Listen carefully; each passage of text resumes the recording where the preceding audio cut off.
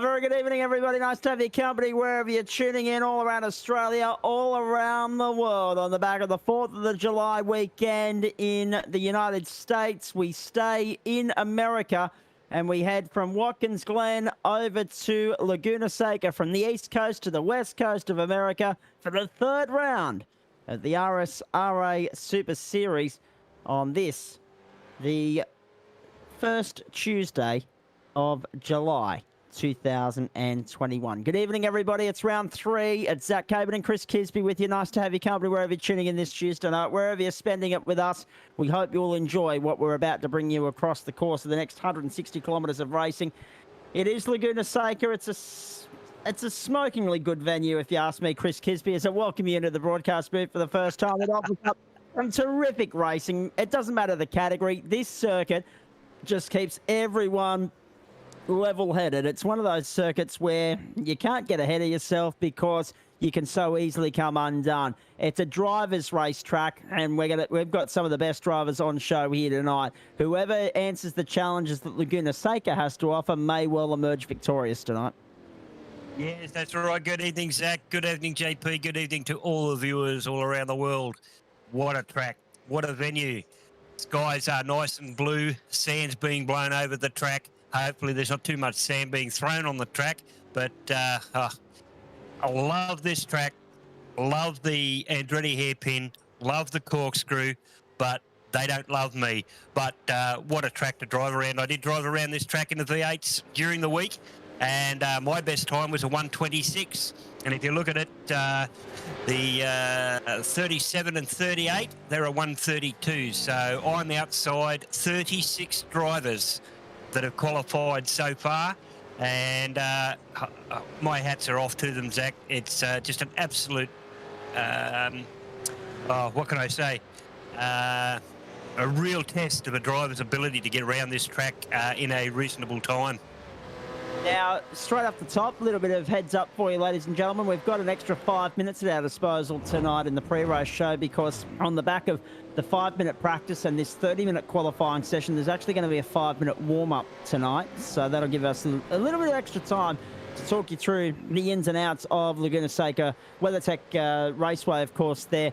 It's gone through a few different name changes over the years. Mazda, WeatherTech. It's a great little racetrack up there in California, and we're really looking forward to what might unfold here as we have a look at the championship points coming into this round on the back of two absolute crackers to start the season.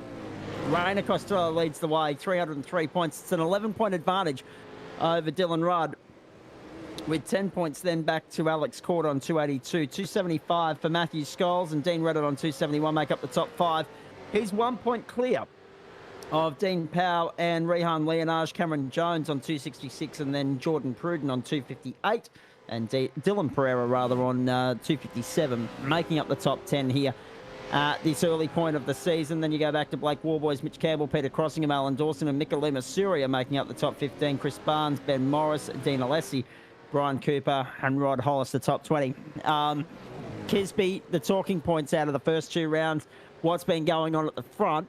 I mean, that's just, you can't take your eyes off that. But then you've got to look behind that. The young guns like Lima Surya and Leonage. They're really making a name for themselves here. I think before we came on air there, Zach, I did make the point that they were in the top 10 in qualifying. They slipped just down a little bit now, but these guys, mate, 11 years old, yeah, all around that, and they're 3 seconds faster than I can do, and I've been driving for, 4 or 5 seasons now. What talent coming up through the ranks to take the place of the guys that are up there at the moment. Lass must be really proud of what Rayan's doing, and must be teaching him really well. But I'm just in awe of the way these guys can put these cars around the track, mate. Exactly, and that goes for me as well. At the moment, as things stand, there's the situation in qualifying, ladies and gentlemen. You can see the start-finish line there. Cars coming across the line now on flying laps here. Dylan Rudd has the advantage and does so by 0.3 of a second over Aaron Dodd. And Rainer Costello's not too far away. A little bit concerning that the last couple of weeks, the margin between first and second has been 100th or 200ths of a second. This week, it's 0.3 of a second. But I think, again, Kisby, once we get into the racing, it'll balance out. We will see these guys latch on and hang on for the wild ride ahead. And this circuit has such great character, a mix of tight corners, twisty corners, fast corners, long straights, of course, the run from the last corner down to turn 1, elevation, undulation. It's all there. It's a true character circuit. And that's why it's so difficult to master, because you only have to get 1 foot, 1 wheel on the dirt here, on the ripple strip, and you can be a passenger. We've seen it so many times before. This could be a make or break point of the championship tonight. But when you look down the field and someone like, Sean McNamara, who's 13th fastest at the moment, just behind Tom Heyman, he just needs a finish. Well, that's right. And I think these guys have realised how important pole position is. Look at Rudd, Dodd, Costello. They are fighting for those extra little points that help them out at the end of the race and for the championship. Right from the start line, you come down, you've got turn 1, which is a little kink, down into turn 2, Andretti hairpin. Hard on the brakes, down the gears, and you've got to actually try and keep it together on cold tyres in that first lap to get around Andretti hairpin. Up into second and third for turns 3 and 4. And then you come down around turn 5, up the hill, into the left-hand kink it just before rail straight. That one there, it can throw you right off the track. And if you get thrown off the track there, you're skateboarding right across into the wall. Come up over the top of the elevation into the corkscrew. You don't get that right, game over. You're just thrown from here to a month of Sundays away. Then you got to get the power back down as you're coming around Rainy Curve. That in itself is a bit of a challenge, because with these things, as I found out time after time after time again, if you get your power down too hard, the back end will come out. Turn 10, turn 11, into the straight, you've got to pick your braking marker. So important there, because if you don't, you'll overshoot it. And turn 11, which is onto the main straight, is one of the passing opportunities. So you've actually got to get your braking right there to be able to pull the vehicle up before you get there. Otherwise, on numerous occasions, I think you even watch me slide through there as I've tried to take the inside line, and the guy on the outside slowed up better than I have. So, man, challenging course. It's going to be an absolutely exciting race, and I'm looking forward to it, mate. Oh, yeah. This is the round that could well separate the men from the boys in the early point of the championship, and we're looking forward to it immensely. Just on the championship, I mean, from here, we leave the United States for a couple of weeks. We go over to Europe, Nürburgring, Alton Park, the next 2 stops. Deceptively different circuits to what we're dealing with tonight. Then the great unknown of the Chicago Street Circuit, of course, the new iRacing platform circuit, 73 laps, endurance racing, 250 kilometres if you don't mind. That's Tuesday, the 27th of July. Then Belle Isle, then the Red Bull Ring, of course, the other new venue, but again, a circuit that we all know and love. Then Imola, Twin Ring, Phillip Island, and Bathurst. So there's a mix of challenging courses in there, and Laguna Seca is right at the top of the challenges. Chicago, Belle Isle, and Bathurst also challenging, and everyone else along the way a step down on the level scale from that. But really looking forward to seeing what might unfold here tonight. This qualifying session starting to come to a halt. As soon as it's done, we'll have a look at the race info for you, ladies and gentlemen. It's Dylan Rudd on top at the moment. Aaron Dodd, Rainer Costello next. Then Rehan Leonage is fourth. Cameron Jones, Alex Court, Blake Warboys, Dylan Pereira, Simon Chadwick, and Peter Crossingham make up the top 10. Yes, Chris Kisby. Rehan Leonage is fourth fastest, if you don't mind. Have a look at that. Now, also important to note, 38 cars have qualified, so 38 starters tonight. The safety car standing by as well, and he'll probably get a run tonight based on what we've seen the last couple of weeks. But, yes, Rehan Leonage, and he's 900ths of a second faster than Cameron. Oh, whoa! Dino Lessie's just had a big off in qualifying as well, folks. So I'll keep you posted on whether he can tow it back to the pit lane or not. He can't. If he gets a tow, it's a back of the field start, but that car is crabbing.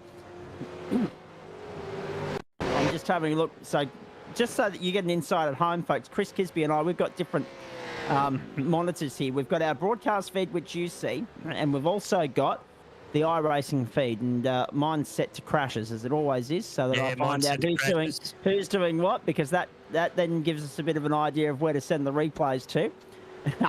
The checkered flag is out. Qualifying is in the can now, ladies and gentlemen. Big night of sport, of course. The All-Aussie quarter-final at Wimbledon coming up at around 1:30 tomorrow morning. Ash Barty-Ayla, Tomljanovic, of course. Looking forward to that, and we'll update you on Wimbledon before we get out of here tonight if there's anything to update you on. But in the meantime, our focus is the Super Series for RSRA from the WeatherTech Raceway in Laguna Seca. Of course, in the iRacing platform, it's known as Mazda Raceway Laguna Seca because of the fact that when the circuit was laser scanned, Mazda was the naming rights sponsor. It's as simple as that. So, how did it all end up? Dylan Rudd and Aaron Dodd, 1 and 2. That we're not surprised by. Rainer Costello, can you believe this, Chris Kisby? His worst starting position of the season. Yeah. And it's only third. We would say that as though it's a bad thing. It's not. Oh, dear. Right. Now he's going to have to drive tonight, though. Oh, absolutely. He's going to have to go with these guys. Strategy's going to play a big part here. We're going to get to that in just a moment. Rehan Leonage, Cameron Jones, Alex Court, the next three. Court again. That's a better qualifying performance from him, and we've been waiting for that. Now he needs to convert it into a 45-lap performance. Blake Warboys, Dylan Pereira, Simon Chadwick, and Sean McNamara. And Sean McNamara has only just pipped Peter Crossingham for the top 10 position there in the final stages of qualifying. Tommy Heyman's buried 13th alongside Mikalima Surya. You go down through the order. There aren't too many surprises beyond there. Michael Angus buried in 24th. Craig Schultz, Lindsay Hobbs down towards 30th position as well. It just goes to show you how hard it is to put in a lap around here, Chris Kisby. The traffic tonight, I mean, this circuit is only 3.6 kilometres, 38 cars on the track. I mean, you're lucky to get 100 metres of real estate to yourself. Oh, this qualifying with all the other cars, open qualifying makes it so hard on that. Am I a fan of it? I have to be, because a lot of the stuff comes through that way. But my preference would be by myself, because then I can get a good run at there and I don't have to worry about other cars around me. But as we know, in real life, they don't do it that way. So we don't do it that way in our iRacing. No, we certainly don't. Now, this is rare. Our safety car, Lee Davis, is heading out onto the circuit. I'm just watching the feed of the warm-up session get underway, and Lee Davis is taking the field out for the warm-up I do believe this is a driver briefing, and I suppose it gives us something to look at as the drivers are getting a briefing. And so they should get a briefing as well. They should. They'll be getting the riot act read to them, Chris. Because how many penalties did we see last week for pit lane infringement? That'll be number one. That was about to allude to is that just to remind them of the new rules regarding pit entry. I still haven't got my head around that yet. So it's I don't know what the drivers are like, but after years of sitting there coming in whenever you like, and then all of a sudden have to stay out until the last two pit boxes, and then you can come in.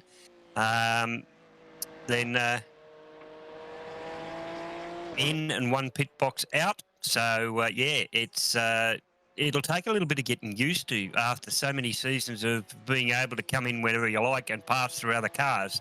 Obviously, in the real world, all the cars are in there. You can't go through. You've got to stay out there. In the esports world, the cars become ghosts once they go into the pits, so you can actually drive through them. So now they've taken that away from them, and they've actually got to sit there and come in when they're supposed to. Yeah, exactly. Now, have a look at this too. Let's have a look at the race info for tonight's race, ladies and gentlemen. The Nationwide Technology Systems 160. That is Nationwide Technology Systems Laguna Seca 160. But of course, you know the venue, so we'll stick to Nationwide Technology Systems 160 because that's less to try and spit out in a hurry. 3.60 kilometres is the circuit length, 45 laps the race distance, 162 kilometres the race distance tonight. In a distance sense, of course, 45 laps is the lap count. 56 kilometres an hour along pit lane. So that's one of the slower pit lanes so far this season. Now, I'm just looking around. Here's the fine. 46.6 litre fuel restriction on these cars at 3.05 litres of burn per lap. 2 stops along the way here, 2 set tyre limit as well. Now, remembering that is the set they start on and one more, so they've got to choose. And last week we saw a mix of that from our podium, whether they took fresh rubber in the first stop or the second stop. We'll wait and see which way they lean tonight. Exactly, yeah. I wonder what we'll see tonight. I think it was young Rian took tyres in the first, was it, last time? Yes, it was. Yes, it was. I doubt whether he'll make the same mistake this time. I reckon whether it was a mistake or not, but he did finish higher. But yeah, this is probably a little bit harder on tyres with all the extra turns and kinks as we're coming through, and the braking. The brakes are going to be nice and hot as they come down and around through the corkscrew there, where you can see the pace car coming at the moment. Now, the race date here, Chris Kisby, I just want to roll through this so that we can get back on track. 6th of July 2021, that is today's date. 19:30 is the race start time, so that's, somewhere between where we've been gone, come and went, and where Western Australia currently is, of course. 22 is the air temp, 24 on track, 14 kilometre an hour wind speed in a westerly direction for you, ladies and gentlemen. So 19:30, that leaves us heading towards sunset there on the west coast of America. And again, they observed that wonderful 21st century progressionary civilized concept of daylight savings. So that's why the sun's still up for those of you that are tuning in Perth, Brisbane or Darwin that are slightly confused by that concept. Sunset, sun morning. I tell you, now, fuel burn 15.27. So 46.6 litres at 3.05 a lap, 15.27 laps. So watch if we get a good solid long green run, they might try and stretch that to 16 laps, Kisby. And if we get a safety car, obviously they'll stretch it. If not, they might even decide 15, 30, 45, bang, bang, done. 15 lap stints because that's doable. This isn't as complicated, I guess, and we're about to get the grid here for you, folks. This isn't as complicated a mathematical equation as what last week was at Watkins Glen. Well, that's right. Getting off the start line here is going to be absolutely crucial. Indeed it is. Let's run through this grid for you and do it at a rapid rate of knots. The front row is Dylan Rudd and Aaron Dodd. The second row, Rainer Costello. And also Rehan Leonage. Third row, Cameron Jones and Alex Court. Fourth row, Blake Warboys and Dylan Pereira. Fifth row, Simon Chadwick, Sean McNamara. Sixth row, Peter Crossingham and Ben Morris. Keep going, mate, because I can't see it. Copy that. Seventh row, Tommy Heyman and Mikalima Surio. I'm not even reading off the on-screen feed at the moment. Eighth row, Jordan Pruden and David Kirby. Ninth row, Brenton Nitschke and Jacob Brewer. 10th row, Matthew Scholes, Dean Reddit. 11th row, Kai Turner and Chris Barnes. 12th row, Rick Zebra and Michael Angus. 13th row is where you'll find Dean Powell and Sam Noble. 14th row, Craig Schultz and Lindsay Hobbs. 15th row, Robert Crisdale and Mitch Campbell. 16th row, Alan Dawson and Ash Davis. Dana Lassie's on row 17 alongside Brian Cooper, Jamie Dyke and Roderick Hollis. From the 18th row, Hayden Norris and Craig Newell round out the field. So, Who's your money on, And they're Kisby? away. Actually, we'll come back to that. Off they go. Perfect start. Out of the blocks beautifully as they make their way up over the rise on the run towards turn 1. Brilliant start. Conversion off the line was critical, and Dylan Rudd got it sweet. Nailed it. Leads the field. Rudd, Dodd, Costello and Leonage the top 4 at the moment as they head through turn 3, 4 for the first time and on their way up to 5. Conversion off the line was critical, Kisby, and It was. Dylan Rudd got it spot on. It is so hard to get the, I don't know whether the guys use clutch or me, I use the brake in first gear to stop the wheels from spinning to coming up. I've only just learnt that technique, so I'm still trying to get it right. But the minute you get any wheel spin, there goes your momentum, and the cars behind you will swamp you like crazy. Yeah, they do. Now, down into the corkscrew for the first time. Will everybody safely navigate and negotiate their way through here? We wait and see. There are a couple of cars off track, but so far, the top dozen are fine. And that's good to see. Everyone getting through that first lap unscathed, which bodes well. Sliding through. Aaron Dodd onto the main straight. That's going to cost him a car length or two. Dylan Rudd skips clear. Margin 0.9 of a second. 27.2 place, 28.2 on the opening lap there as they head down towards turn 1. And Cameron Jones there in 7th position. Tucked in behind Blake Warboys. Alex caught a great start from 6th up to 5th, and Warboys up from 7th to 6th. Cameron Jones losing 2 spots there on the opening lap.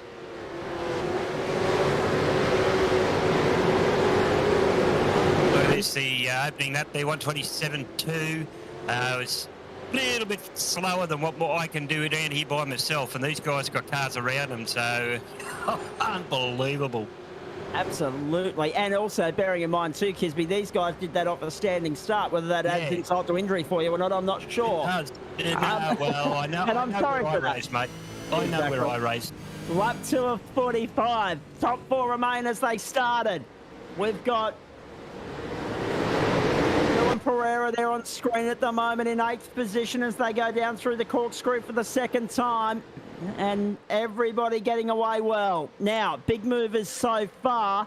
I just want to alert your attention to Mika Surya, already up from 14th to 10th. He's gained 4 positions. Kai Turner's done the same thing, sitting in 17th. Dean Power's done the same thing, sitting 21st. Lindsay Hobbs, Robert Crisdale, both very good races, up 6 positions early on to 22nd and 23rd, respectively. And Jamie Dyke from 35th up to 28th. They're the big movers in the field at the moment as they make their way down towards turn 1 again. Now, the big losers, Brenton Nitschke down 18 positions to 35th, Sam Noble down 10 positions to 36th, and Jordan Pruden has already had a pit stop, 5.5 seconds at that. He's sitting down there having lost 23 positions off the start in 38th position and dead last, but we have still got all 38 cars still running as we circle our way around on lap 3. And this is a really good scrap unfolding here at the moment between Tom Heyman and also I think you'll find Ben Morris. Morris is in there behind them and Heyman's trying to go around the outside. Oh, geez. Oh, 3 wide. That was never going to work. Ben Morris tried to squeeze through the middle of Simon Chadwick. And Chadwick just got muscled out. Then Heyman sideways through the corkscrew. Oh, the elbows are out early, Kisby. But that's racing in these tin tops, as they say. You know, the muscles out. They try and get there together. So often do I come out here, and for the first couple of laps until I actually settle down, they're actually rubbing door handles, trading side mirrors. It's the adrenaline gets going so much that, and for me, all I'm trying to do is calm myself down and to get around, settled into a pace that I'm comfortable with without everybody jostling me for the position.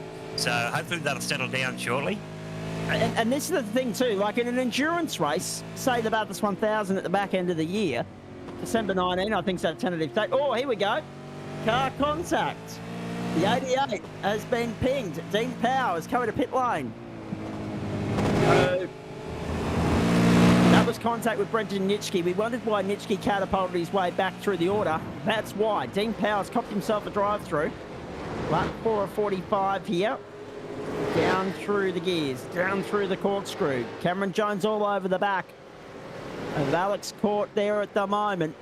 Blake Warboys has managed to find his way by Court and all over the back of Rehan Leonage at this point in time. The top 6, 10, 7, 8, 9, 10 pretty well stacked together at the moment. The only real gap is between Costello and Leonage. And Leonage has just got the pack on his clacker at the moment. He's feeling all sorts of pressure, but you couldn't tell because he's handling it so well. Well, I heard an expression through the week from real racing as to who's going to be the cork in the wine bottle, in the champagne bottle. Yes. And at this stage, it looks like it's young Rehan is the cork, and they're just waiting for it to explode and then let everybody pass him. But he's driving like a little champion. Get in there, hold them up. You drive your race, mate. It's their job to get around you, not yours to let them past. Exactly. Looks like you might see Alex Court under a little bit of pressure there. Yes, Dylan Pereira's got through. So too Cameron Jones. So Court, after starting well, getting up to 5th position, has dropped back to 8th right now as well. In the meantime, Leonage continues to hold Warboys at bay. You just caught the rest of the field off there in the distance. Costello, Dodd, Rudd, only about a second and a half separating them at the moment. We've got an NTS replay here for you, and this is what happened to Cameron. Well, this is what happened to Alex Court with Cameron Jones getting by, and this was a textbook maneuver down there through turn 4, and nicely done, very cleanly done. And that also, because Court got checked up there, made it perfect, made for a perfect opportunity for Dylan Pereira to to gang up on him all the same there. And that was a nice piece of driving. In the meantime, back to this battle. Blake Warboys has had a moment. He's down in 9th now after having only just got up to 5th. Warboys is back, buried in the pack. We'll have a look at this with thanks to NTS. Uh-oh. This is one of the parts of the circuit that Chris Kisby was talking about in the opening, and he tried to get down on the inside of Michelima Surya, went too deep. Exactly what I said. Now, was there the slightest bit of touch there on the switchback from Rehan? We'll find out, but that looked like it was all Warboys to me. Once you get there, and you find that you've got to brake harder than what you expect to get the car pulled up. Those brakes lock, and you become, it's like an ice skating rink. You just slide across. Whoa, who's that? Simon Chadwick had a big one in the background as well, folks, heading up the hill. So we'll have a look at that in a moment for you. But in the meantime, Blake Warboys sits there in 9th. Dylan Rudd has half a second on Aaron Dodd, has 1.3 seconds then back to Rainer Costello. So still only 2 seconds separating the top 3 here. And the good news is Chadwick's been able to limp away from his incident. Here it is on replay for you. This is coming up towards the top of the hill. And how many times have you seen this? Yeah. Wow. Oh, got a helping hand on the run through. Yeah, he left old mate on the circuit with nowhere to go. That was, let's have a look. I think it was Jacob Brewer, yeah. And he was trying to stay out of the road. Oh, massive damage there for Simon Chadwick. That might well be his night done. Poor old No Jacob fast Brewer got repairs. caught into it. No fault of his either. No, exactly right. Ash Davis is 37th, Jordan Pruden is 36th, and Dean Power 35th. This could well be our first retirement of the night. We'll see how long the repairs are going to take for Simon Chadwick, but obviously he had the clout on the side, the clout into the wall on the front end of the car, and then he had another spin at the top of the hill as well. Dean Power, I'm just reading here on my race control feed on the iRacing server, has been black flagged, but that was an earlier incident that we've already detailed, so we'll wait and see what comes of that incident with Simon Chadwick. I don't think there will be anything because race control will know that Brewer simply had nowhere to go. In the meantime, have a look at this. The battle for the lead, Dylan Rudd, Aaron Dodd, Rainer Costello. Then that huge gap, 5.5 seconds almost, back to Rehan Leonage. Then Cameron Jones. Then that gaggle of cars behind Jones. Pereira, Court, McNamara, Warboys, Lima, Surya, and Heyman back to 11th position. So it is all on at the top end of town at the moment. You'd expect nothing less than a Tuesday night. Oh, well, that's exactly right, Zach. Look, this is a waiting game. It's a patience game. Sitting behind, make sure that you put enough pressure onto the car in front of you that you're not going, that you're going to let them know that you're there, and hopefully make them a bit nervous, brake a little bit later, accelerate to try and get away from you a bit earlier. So long race, lots of laps, but a patience game to sit in there and then bring it all out in the last 2 or 3 laps. So down they'll go towards the corkscrew one more time. We're on board with David Kirby in 16th position. So much to try and keep your eyes on here tonight, folks. There is so much happening on this 3.6 kilometre circuit. We are only on the start of lap 8. We should only have 2 screens instead of 3. Oh, it'll be the start of lap 9. My apologies, folks. My for whatever reason, my on-screen feed that you are seeing at home is just a little bit grainy for me. The 8 and 9, they're not easy to read at the moment, but it is lap 9 for our race leader, Dylan Rudd. He is a quarter of a way through that. Dodd, Costello, Leonage, and Jones, the next 4 through. Great, it's a great series so far. We hope you're enjoying it as much as we're enjoying bringing it to you, ladies and gentlemen. The RSRA Super Series on the platforms of SimShed, broadcasting across Facebook and YouTube. Apologies for the frog in my throat this evening. Hoping to get rid of it before the weekend because I've got to go up to Lakeside for some Queensland Touring Car Championship action. But in the meantime, it is Sean McNamara we're riding on board with here. Now, how's this, Kisby? He is one of the people responsible for both our safety cars so far this season. He is the only person responsible for both our safety cars so far this season. Oh dear. He got so close to finishing in Canada, and it would have been a top 3 finish. He then crashed out on the opening lap last week. So far, so good for Sean McNamara in the sense that he's running in 8th position, and we're about to complete lap 9. Well, hopefully he'll keep it together. Here he goes onto the back of The run here. He's got the run on Alex coming through. Let's wait and see as they come down towards turn 2. Job done on the inside. McNamara, nice one. Oh, nice. Yeah, he's forced Alex there a little bit wide, so Alex has had to give him the corner. So Alex now sits in behind, waits for his chance. So Rudd, Dodd, and Costello and Leonage. This is fantastic. The racing further behind, though. I mean, we want to talk about that top 4 every day of the week, but what's happening behind them here with McNamara, with Court, with Lima Surya in 9th and Tommy Heyman in 10th. Oh, it's fantastic. I mean, the experience of McNamara, also the experience of Court with the youthfulness, the exuberance of Lima Surya, and also Heyman as well. You got a couple of the older guys. Bring that up.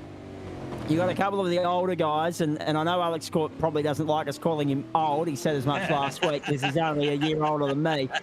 But at the same time, when you compare him to a 16-year-old or a 17-year-old in Tom Heyman, and then you compare him to Mikalima Surya, who's younger again.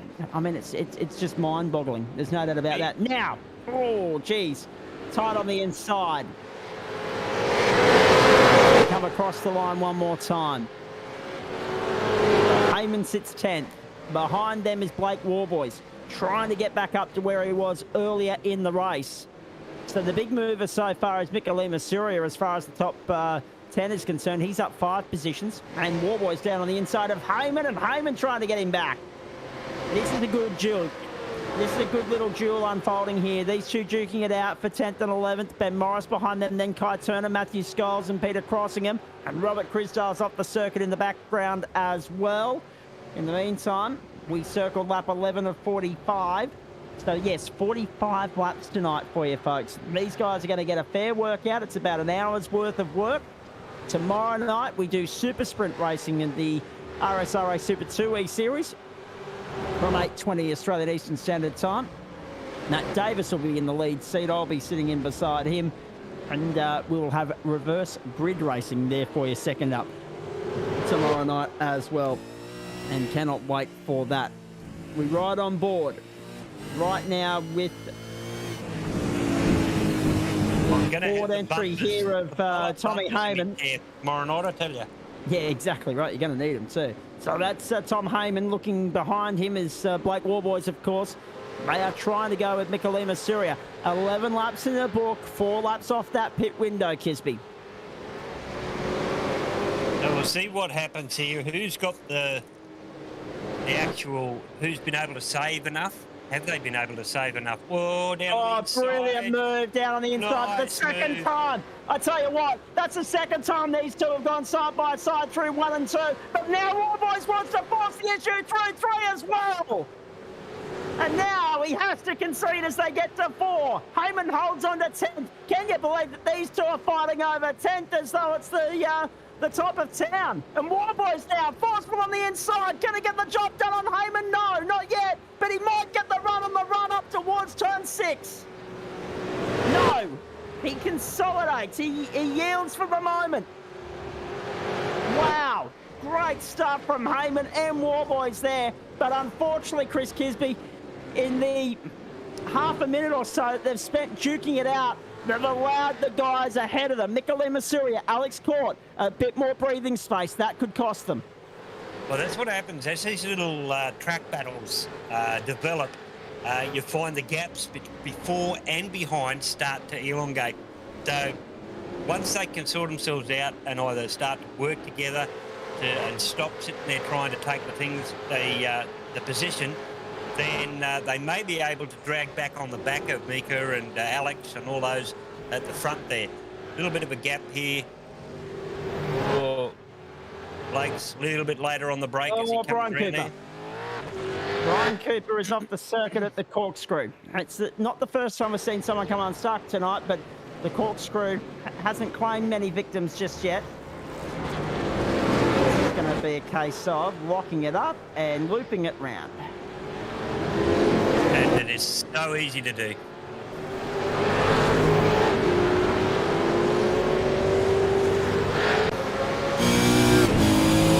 To the main straight, we ride with Brian Cooper at the moment. Now we go back to Jacob Brewer, 25th at the moment, on the comeback trail. So already we circle lap 13 here, and we've got 17 minutes of racing in the book for you. There is a time certainty on this of 1 hour and 20 minutes, but given that we haven't had any safety cars yet, that is not in any danger at all. It should be noted too, 8:30 server time is when it starts going dark here. So we are 41 minutes away from that marker right now, so it'll be the last couple of laps of the race that start to get really interesting for these guys. The headlights will be ablaze. So they head down towards turn 1 once more. Old young Mika, he's letting Alex know that he's there.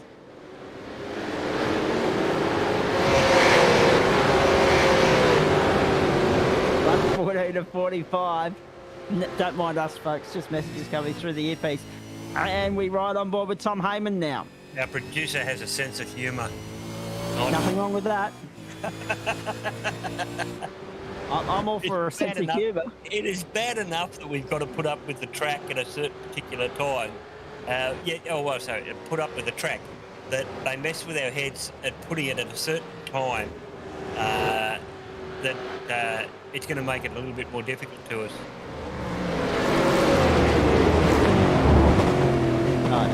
Lap 14 of 45. We've got Mikalima Surya looking at the back to Tom Heyman and looking at the back to Blake Warboys. Now, what's interesting here is that here we go. They've latched back onto the back of Lima Surya.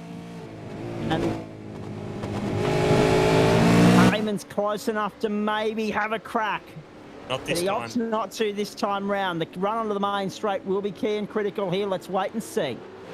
you need to be nose to tail to be able to take benefit of that last duck dive into turn 11. But as I say, if you get it wrong, you just go skating, as we've seen once before already. Now, lap 15, Kisby. Now, watch the end of this lap. Watch pit lane the end of this lap. Watch it next lap. We're in that pit window. The options are, if you can stretch it to 16, then you can do it twice. 32, and it leaves a 13-lap stint on new tyres. Or you go 15, 15, and 15, and then you have a 15-lap stint on those new tyres at the end of the race here. It'll be interesting to see who does what and how in the squabble and the dogfight to try and get the upper hand on their opponents, because there are plenty of guys here caught in a scrap at the moment. Rehan Leonage has Cameron Jones breathing down his neck. Sean McNamara has Alex Court, Mikalima Surya, Tom Heyman, and also Blake Warboys, all for company. So who wants to try the undercut here to get a little bit of an advantage a little bit later on? Rainer Costello opts for the undercut. He does. This will be interesting here. So too does Cameron Jones. So too does Alex Court. They're all in. All three of them on pit road right now.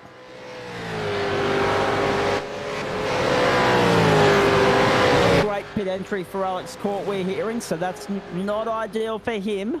David Kirby also goes in, as does Ben Morris. So there are 5 of them opting to go now. Lap 15. 20 minutes, 54 seconds. So that tells you that, I mean, that was the time across the line up, the 15-lap mark there. That tells you that we're heading for about an hour and 2, maybe an hour and 3 race time here, folks. It's 45. You've got to take into consideration the transit time and maybe even safety cars later on. So right, it's 20.8 seconds. 62, 63 minutes minimum here of race time tonight. Rainer Costello, 21.7. 20.7 for Cameron Jones, 20.3 for Alex Court, 21.5 for Ben Morris, and 20.1 for David Kirby. Black flag coming through for Kai Turner, we're hearing. Pit lane infringement, and that'll be the first of quite a few tonight, I'd say. Here we go. Here come the leaders. So Dylan Rudd's in. Who follows him? Aaron Dodd does. Rehan Leonage, can he get another lap out? No, he can't. So therefore, 16 is that critical number for everybody else. Here they come. This pit lane is about to get very, very busy and log jammed. Here we go.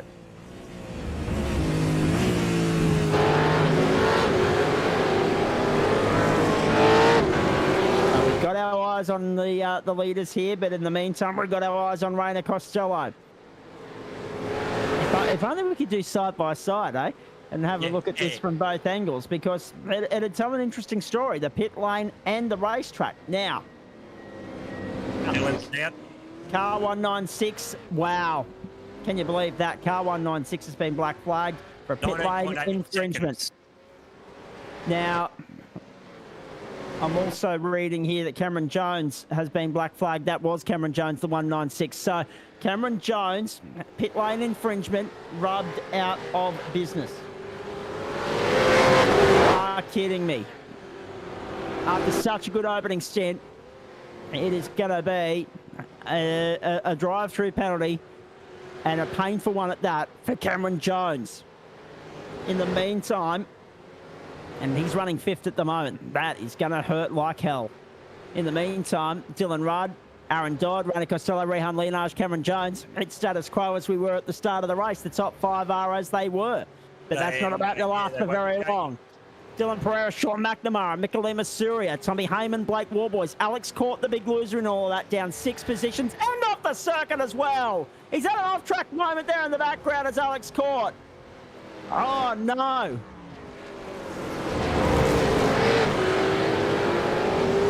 So, Cameron Jones sitting there in 5th position. He'll have word coming through about this black flag. Oh, boy, oh, boy. It's going to be painful for him driving down pit road at, I think we said it was 56 kilometres an hour. The rest of the field just skating on by. Oh, jeez. Touch, bang, trouble. Trouble in the background. Now, there was a bit of hip and shoulder there. Sean McNamara, Tom Heyman, and I think there's another car involved in all of that. Need to have a look at this again because it was a move down on the inside. Yeah. Warboys was an innocent bystander and all that. We need to get another angle. It'll be from Tom Heyman.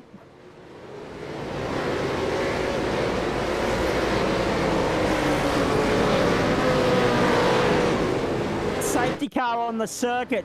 Wow. Let's have a look at this in the meantime. Sean McNamara got clipped from Nicolima Surya. Safety car full course yellow on your screen there. That's known, that is fact. And then on the back of McNamara, Heyman got turned around as well. So 3 of them involved in that, but the incident will be Lima Surya into the side of McNamara. That'll be what race control investigates. And all of a sudden, Chris Kisby, for the 3rd time this season, the safety car is on the circuit. It is. Just hearing a little bit of chatter over the radio there at the hole positions. Someone was asking for a redress. Can they redress under yellow? And they've been told to hold positions. So that'd be because of the investigation to see what happens. Absolutely. Now, what we've got to find out is the cause for the safety car. Oh, it'll be Tom Heyman, I think. Has Tom Heyman had to be towed here? And is that the reason why the safety car's on the circuit? Because he's the name that's filtering down my leaderboard here. And that would make sense because he was the last car caught up in that melee. And really, he was the innocent bystander. When you look at the replay again, which I'm sure we will, Heyman was the innocent bystander and all that. He came onto the scene of an unfolding situation. And it had already been Lima Surya into the side of McNamara. And then Heyman's round the outside with the cars having spun to the inside. Have a look at this again. So here goes Lima Surya down on the inside of McNamara. Now, you won't see any visible contact here, but race control will rule on this as contact. Oh, yeah, actually, there is a little bit of hip and shoulder. The slightest of nudges for... Now, the question that I'm having posed to me at the moment, Chris Kisby, and you're probably in a better position to answer it, is that now what we want to see there is how Heyman got collected in all of that, because he did get a hit, and that's probably what has triggered the caution. Okay, so I'm going to go back and I'm going to have a look at it and see. Kisby, what I want to ask you in all of that is the question will be posed, and it's just come through our ear. The question will be posed: Did Nicolima Surya get squeezed by McNamara? Did McNamara leave enough racing room, or so what we're trying to establish essentially is who does race control point the finger at? Yeah, that's what I'm trying to work out now. I'm just trying to find the incident, and then we'll see what happens there. It will go on. They're not allowed to change their line as they're coming around the corner.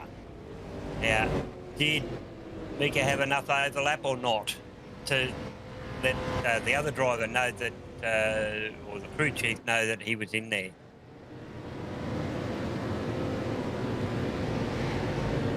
Okay, so we're just hearing that there's another car off the road as well. So Tom Heyman's in pit lane 2 minutes and 19 seconds. And then there's another car on top of that we're hearing is off the road as well. Potentially. Could be Ash Davis, 955, because he's off the road. He's been showing off track for a while here, 16.26 laps. I haven't seen him on the side of the track as we've been running around behind the safety car here, but if we can get around Ash Davis, if we can find him, we might see where our problem is. In the meantime, the safety car is going to wave around slower cars, and there is Tom Heyman in pit lane. There's Ash Davis. There is Ash Davis parked up. So he is out of business. So Heyman could still get back out there and get in the race, but he's going to be down a lap or two. The problem is that Ash Davis is stranded on the side of the road. Now, the safety cars let the wave buys happen. He's now picked up the leader. The leader is Dylan Rudd. So the lapped cars, if you like, or now the unlapped cars, will come back around and join on the back of the train here. And we will probably, on that note, considering the safety car lights are still on, go around for one more lap, and then get back stuck into business. But Kisby, there are two things here. The first one is, as Nicola Masuri is getting a wave around as well. The first one is, this is obviously going to mean that these guys spend a little bit more time on this set of rubber.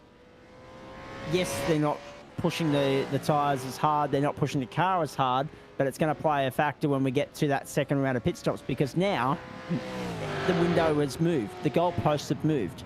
Everything's changed because with the fuel that they're going to save, and this I think is the third lap under caution, the fuel that they're going to save here means that they're not going to have to stop on lap 30 or 31 or 32. They might be able to stretch this out to 33 or 34, depending upon when they stop first time round. Well, that's right, depending on how quick they get these wave rounds done. And unfortunately, I was looking back at the replays there, and I just cannot pick up where that accident was. It's a complete blank on my screen. So, but how much fuel are they going to be able to save on these yellows? How much? Exactly. The tyre. I don't think tyre wear is going to have too much of an issue, apart from the fact that they're going to have to go an extra couple of laps because they've saved the fuel. So hopefully they can sit there and they can still control the cars with these set of tyres, because they've had to add extra laps on because of the fuel saving under the yellow. So it'll just be interesting to see how they handle these cars as this stint wears on. Okay. Now, here's the other thing too for you. Will we get another safety car? Because let's be perfectly honest, safety cars breed safety cars, and this circuit is recipe for that to be triggered. I mean, you talk about all the great racetracks around the world. If ever is safety cars are going to breed safety cars, Laguna Seca is one of the places where that's going to happen, tenfold. In the meantime, safety car lights are out. We're back in the hands of the race leader, Dylan Rudd. It's on his throttle. When he puts foot to the floor, we go back to green. Watch the jump. The getaway is very, very critical here. So, couple of things here. Does Rayner or Aaron, do they try and pick when he's going to go and get in this early? Do they wait to the next round of pit stops? I'm not sure. I'd be... Personally, I'd probably try and stay in behind. Yeah, he's got the jump on him. Yep. A brilliant jump. A brilliant conversion off the restart from Dylan Rudd. He leads the field back to green at Laguna Seca. And then Aaron Dodd, Rainer Costello, Rehan Leonage. In all of that, Cameron Jones only dropped down to 12th position because of the drive-through penalty. So he probably got very, very lucky there, Chris Kisby, that we weren't green when he, he probably got critically lucky in the sense that he was probably on pit lane serving that penalty when the safety car was deployed. So because he got back to the lane before the safety car had been deployed, no harm, no foul. Race control, no, trouble! Cameron Jones! Cameron Jones. Just when I was saying he got lucky with not being too buried in the pack on the safety car restart, and the safety car worked into his favour with serving the drive-through penalty, this happens. Wow. That might well be our second. Again. No, he's got going. I'm having a look here. He's got going. 307. Pit lane infringement as well. So 307, that's one of the... that's David Kirby. That's one of the Calamari Racing stable. Now, I didn't get a good enough look at who served Cameron Jones up there, but race control will have some footage to look at, no doubt about that. Michael Angus, so Monkey See, Monkey Do, the Calamari Racing stable, they've both copped a drive-through for the same thing, pit lane infringement. Yeah, so go back to the yellow there. He was lucky that he got into the pit lane before the yellow came out, because if If he was still on track, Yep. he couldn't serve his penalty under yellow. Under the safety car. Yeah, exactly right. Yeah, you're very lucky on that one. So lucky because he's got to come back to pit lane and yeah, exactly. and sort out some damage. Wow, you just can't. He can't catch a break tonight. Cameron Jones, unbelievable. And right now, this race is well and truly alive. So Dylan Pereira is under all sorts of pressure from Mika Masuria here as they head up towards the top of the hill.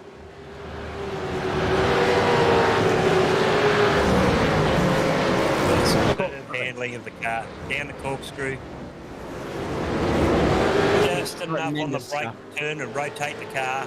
Oh, geez, and he nearly threw it away. He was sliding through there, Dylan Pereira. My goodness, what car control. As Chris Kingsbury was just saying. Little bit of pressure coming from Mika and say, look, you make the mistake, I'm through. Here comes Mika in behind again. Well done. This is three of the young boys. Leonage, Pereira, Lima Surya. And under their nose right now is Blake Warboys. Really piling the pressure on. Warboys will be hoping to get past these three throughout the remaining, what have we got? 21 laps, 22 laps to go. Yeah, but good luck easier said than done. Yeah, exactly. Easier said than done because these three are holding their own very nicely at the moment. They're driving lovely races here, keeping their nose clean, staying out of trouble, not engaging each other in a fight just yet. Pereira's on the brakes a little bit earlier than what Mika is. And that means Mika's actually coming in nice and hard into the corner.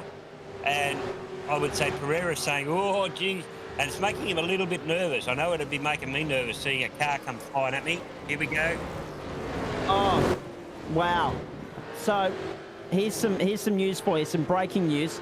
Rehan Leonage, black flag, on his way to pit lane. Oh, no. Dylan Pereira, black flagged. Aaron Dodd, black flagged. The game has changed. Mika, there we go. Mika's They're all on their way to the lane. Wow. Mika says, thank you very much, boys, for making the mistake. Right.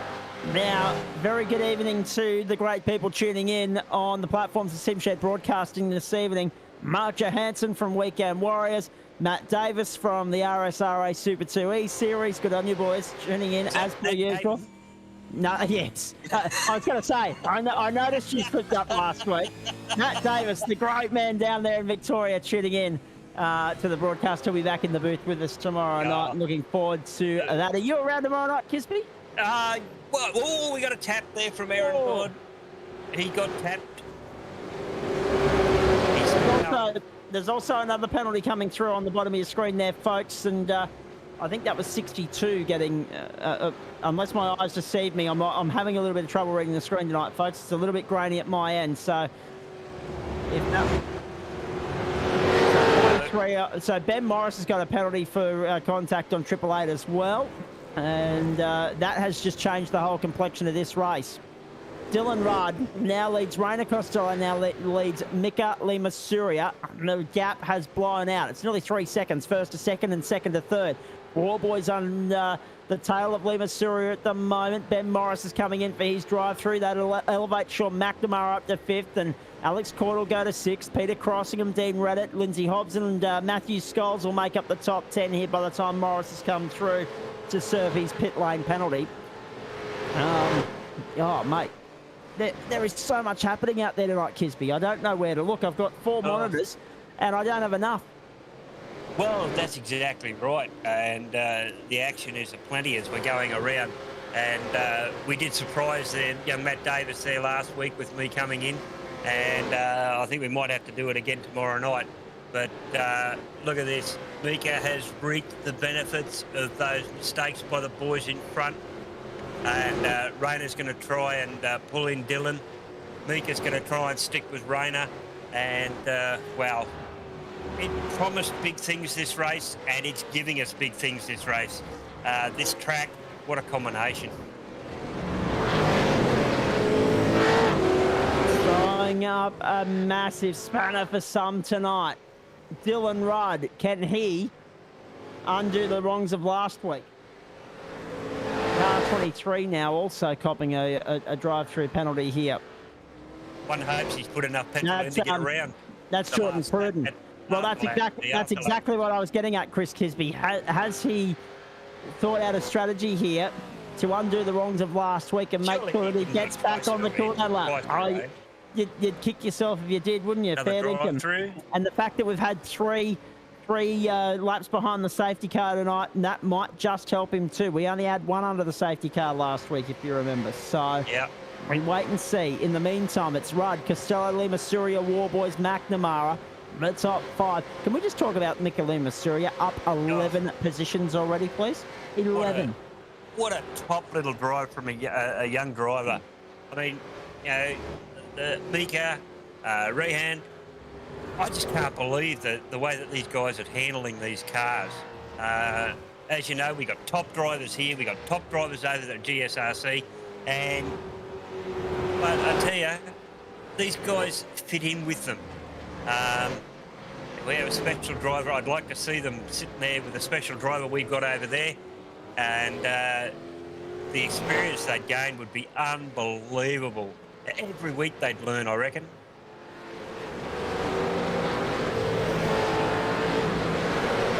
We're watching Lima Surya at the moment, 3rd place. Warboys in behind him, then Sean McNamara is 5th. Great to see McNamara finally having a good run. That's a big talking point out of tonight.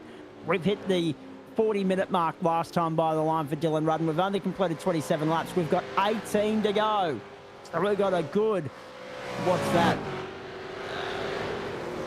24 minutes of racing still to come. Just quickly pulling a number off the top of my head here. So it's a long one tonight. Dylan Rudd, Raider Costello, Lima Surya, then Blake Warboys and Sean McNamara are the top 5, and another pit lane penalty coming through there on your screen as well, ladies and gentlemen. They are thick and fast tonight. Again. That is for the number 74. That is Chris Barnes. Chris Barnes? Yep. Barnes will be out of business. Rick Sibra as well. So there's a fair few guys not learning week to week, Kisby. They'll get the message eventually. Eventually, they'd have to. I mean, but they are race car drivers, but they will get it eventually. Another one, Sam Noble.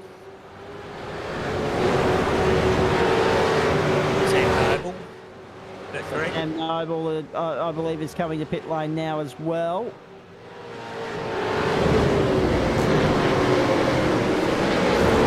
Car is facing the scrutiny of race control as they go through pit lane tonight. Oh, I don't even race control that job. Oh, no. Now you know why they got eight of them in there. Hayden Norris. Black flag. This is just extraordinary. So that's really shaking things up here at the top end of town. We're on lap 29. All the way across the start-finish line. Rudd, Costello, Lima Surya, Warboys, McNamara, Court, Crossingham, Reddit, Hobbs and Scholes, the top 10. Just on the big movers for the night. We've talked about Lima Surya, but Lindsay Hobbs up 19 positions into 9th, and Jamie Dyke up 23 positions into 35th. Keep your nose clean. He might end up with a top 10 tonight. 16 positions gained for Mitch Campbell in 14th, 14 for Robert Crisdale in 15th, 14 for Dean Alessi in 19th position, and 13 for Rod Hollis in 23rd position. No wonder this is one of the toughest sim racing championships going around, folks. I mean, just have a look at the performance from some of those guys tonight, and they haven't even cracked the top 10 yet in the case of Mitch Campbell and Robert Crisdale. I mean, yeah, it is just so difficult to net results here. Peter Crossingham's off the circuit at the moment too, but he's now got back on and now continues to tumble down the order again. So Peter Crossingham's in a little bit of trouble. Will this trigger a safety car, or will he be able to get it under control? We'll wait and see. In the meantime, we continue to watch. He is back on track, I'm hearing. Rick Sibber into pit lane to serve that penalty. We continue on. It's lap 30 for Dylan Rudd and Rainer Costello. Dylan's got control of this race now. Absolutely. The other guys are not catching him. Dylan to Rainer, Rainer to Mika, They're all holding that bit of a having the gap. And it's a case of what might have been for Aaron Dodd.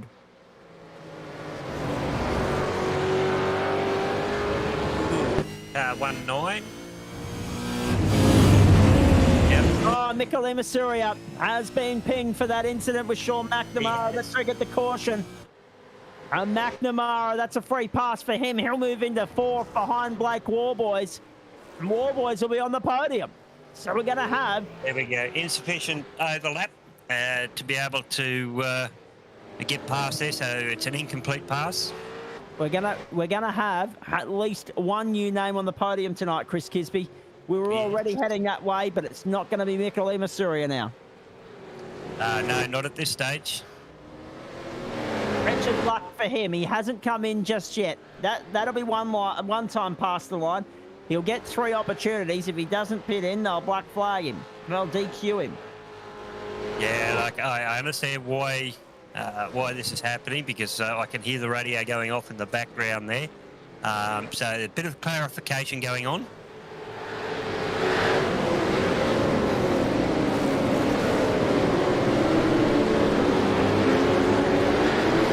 Jamie Dykes in pit lane, so too Matthew Scholes, Dean Reddit. This will be the first of the final round of pit stops for those guys. We are on lap 31s. 15 to go. Big busy night at the office for you tonight, ladies and gentlemen. Don't forget, of course, when we're done here, quarter-final day for the women at Wimbledon, and the Aussies, Barty versus Tomljanovic on centre court at around 1:30 tomorrow morning. That's a late night of burning the midnight oil, if ever there was one, Kisby, but it might well be worth it. First time that two Aussies have faced off in a quarter-final in 41 years. Looking forward to it immensely. In the meantime, of course, we continue to watch the battle here. Come in this time. Further down the order, it's a logjam of traffic here. Uh-oh, we've got a car limping. Masuria, and he's not coming in though. I'm not sure why he was limping around this time though. Before the yellow flag, he asked about redressing. And could he redress under a yellow flag? He was told to hold position. Yep. So then he was black flagged, and he was trying to clarify with race control about asking about redressing under the yellow. So maybe they turned around and said yes, he can redress. Maybe so. I didn't quite hear their response. Copy that. We'll watch it with interest. In the meantime, it means that Sean McNamara is now second, Michael Masuria is now third, and that is because Rayner Costello, Blake Warboys, Alex Court, Lindsay Hobbs, Darren Dodd, Kai Turner, Peter Crossingham, David Kirby, Chris Barnes, Sam Noble, Alan Dawson, Hayden Norris, Sam Noble, Michael Angus have all made their way into pit lane. Did I get through them all? I hope so. There's so much going on here. Well, I'm watching Mika. Also important to Jordan Pruden out of the race. Jordan Pruden out of the race. He's just disconnected from our server here, and I'm not sure Parked it up. How that's all happened. Whether he came into pit lane and parked it, or what's going on there. But Jordan Pruden has disconnected and is out of the race. And therefore, what I can also tell you is Tom Heyman and Cameron Jones are both out of the race. Ash Davis we knew about already. He's still sitting there in pit lane, hoping for a miracle. But that's not going to happen. In the meantime, this is going to be interesting. Because Mika has not had his black flag cleared. That's a very good point. That is an exceptionally good point from you, Christian. So if he does not come in this time, he will get a further or face possible disqualification. We'll wait and see. Let's watch this with interest then. We'll stay with Lee Masuria until they come back to the line. In the meantime, Michael Masuria, Craig Schultz, Brenton Nitschke continue on for one more lap under this stint. Or in this stint. Off he goes. Michael Masuria unstuck at the corkscrew. He's giving Beautiful everything. car control. There'll be frustration. The red mist will have descended. He won't be happy. A lot of frustration. And we'll wait and see whether he comes to pit lane this time. By no, he doesn't. So this could be curtains. We wait and see. Dylan Rudd's on pit road. Mikali Masuria across the start-finish line. Now, will this be iRacing's way of saying, off you go, sir? Not as yet. Not as yet.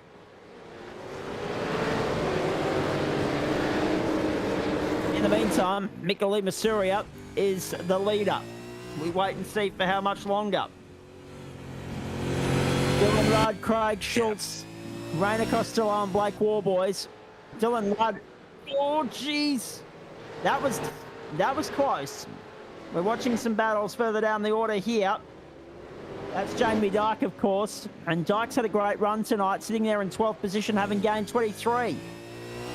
And make their way across the start-finish line. You can see the headlights ablaze now at Laguna Seca. The sun's starting to set. It's 22 minutes past 8 track time. Down the inside. Dyke. Nicely done.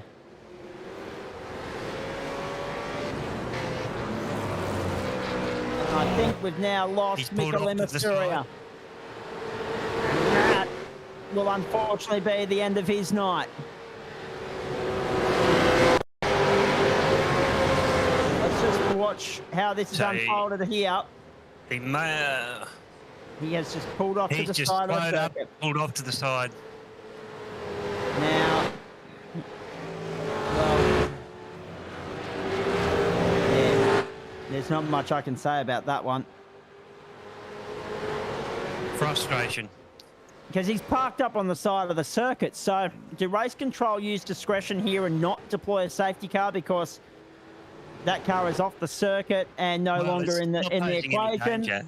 Or do they throw a safety car because that's usual procedure? I don't know. We wait and see.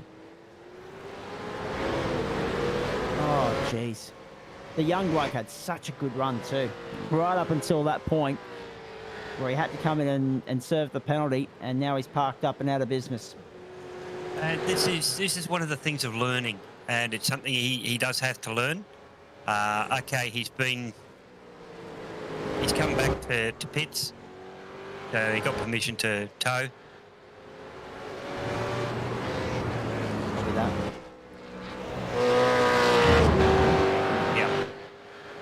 It's a learning curve for the young fellow, but what a drive! What an absolutely beautiful drive for him as he came through. It's just unfortunate that these things happen, but it happens to us all in one way or the other at some point in our racing careers.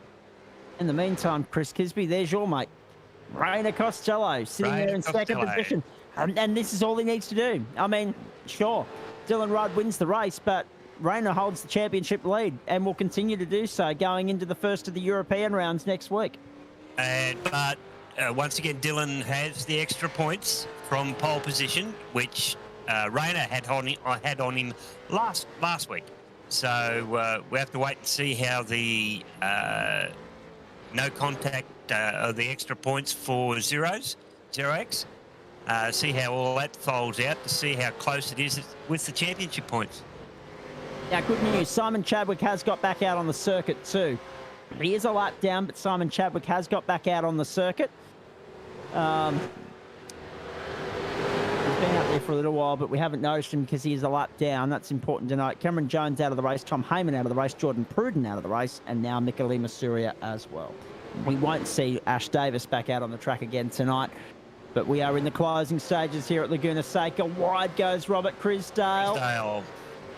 In the background there, he's had a moment there, I'd say. At the forefront, we've got Craig Schultz. Craig Schultz is, of course, putting the pressure on Mitch Campbell at the moment.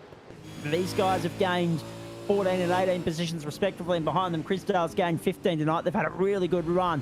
Top 10, well, if you'd have picked this at the start of the night, geez, you'd also back yourself to pick the winning lotto numbers, wouldn't you? Oh, yeah. Dylan Rudd, start pole, stays pole. Rainer Costello up 1, Blake Warboys up 4. Alex Court up 2 positions at the moment. Sean McNamara up 5. Dean Reddit up 14 positions, and Aaron Dodd down 5. Dodd's the only one of the top 10 to have lost positions tonight. Hobbs up 20, Dyke up 26, and Scholes up 9. And everyone has completed their second round of pit stops. We are good to go to the checkered flag. So this is a huge result for Jamie Dyke to move up 26 positions. In the meantime, back onto the main straight. We remember that we're watching this battle with Craig Schultz. We remain focused on that at the moment. This is for 12th. All over the back of Mitch Campbell as they drop down over the rise and down to turn 1. What a good shot that is too. The sun's starting to set. Darkness descends. I'm not sure. Do we have any scheduled night races, purpose night races throughout the course of the season? We, of course, had that Charlotte Roval spectacular throughout the previous season. Car 12 is going to get a drive-through penalty here. That's Lindsay Hobbs. Oh, what a shame for Lindsay. Lindsay had such good run up until that point from 28 up to 8. That's about to end very shortly.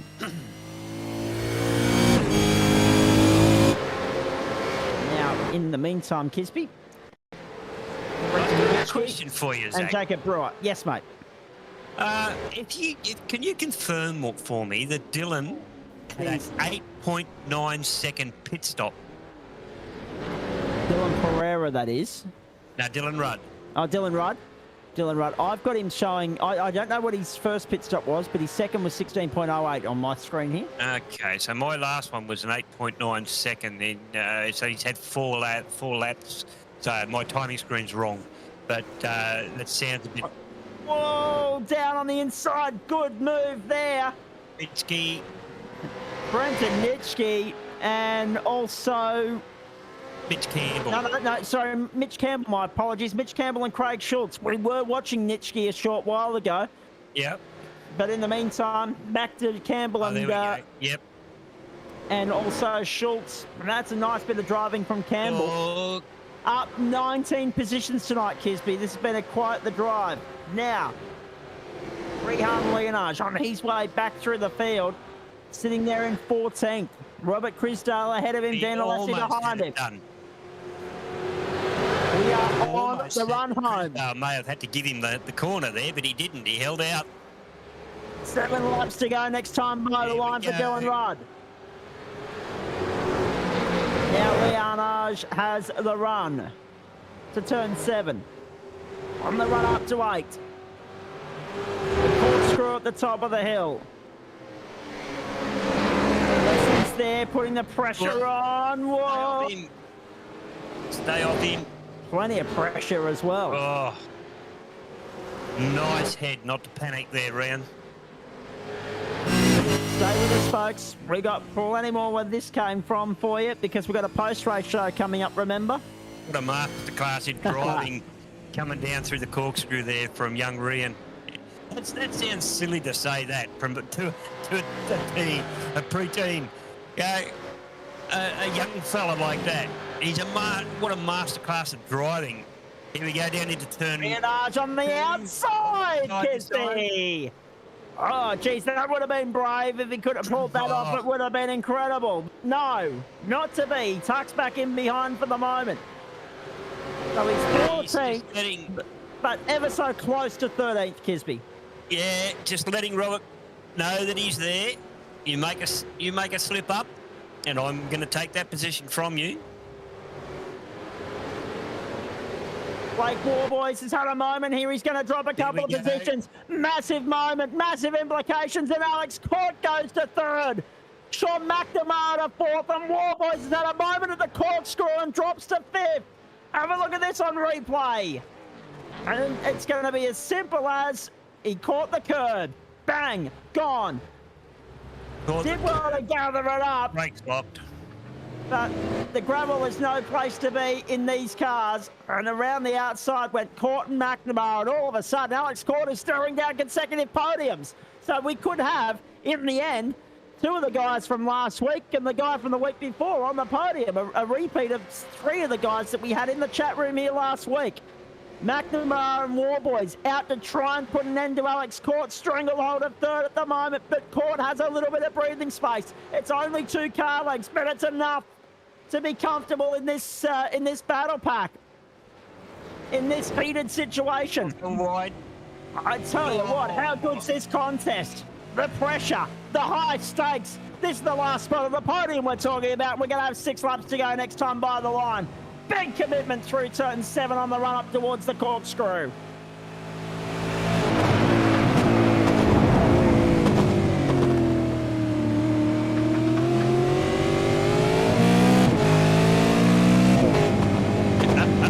Interesting to note too, and I'm glad I was reminded, Chris Kisby, JP's in the earpiece here, reminding me that Alex Court hasn't had a good run of luck this week in testing in practice, because if you follow him on social media, you'll know that he's blown a couple of engines in practice here at Laguna Seca.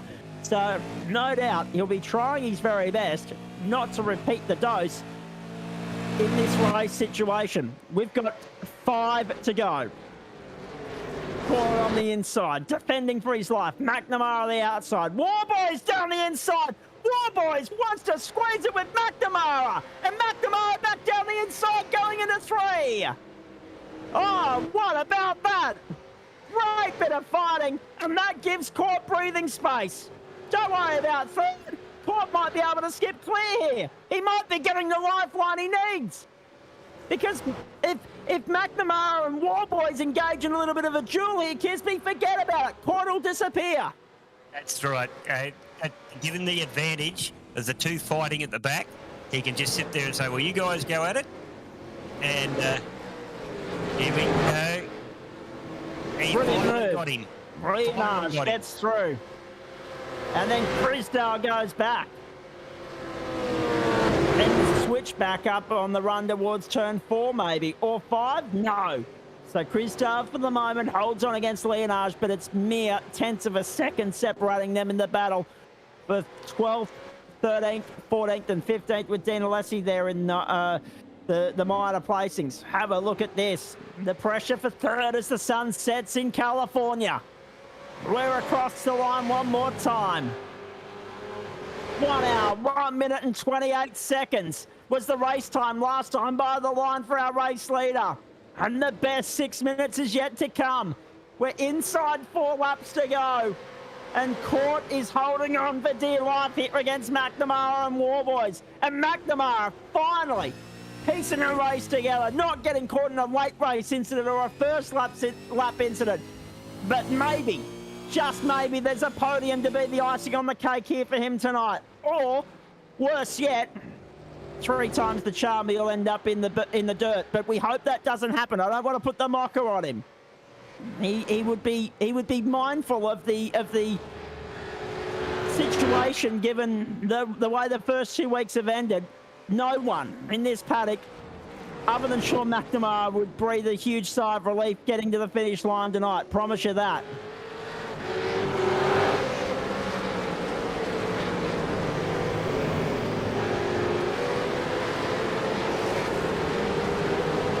Now, we continue to watch the battle as they head up towards turn 11.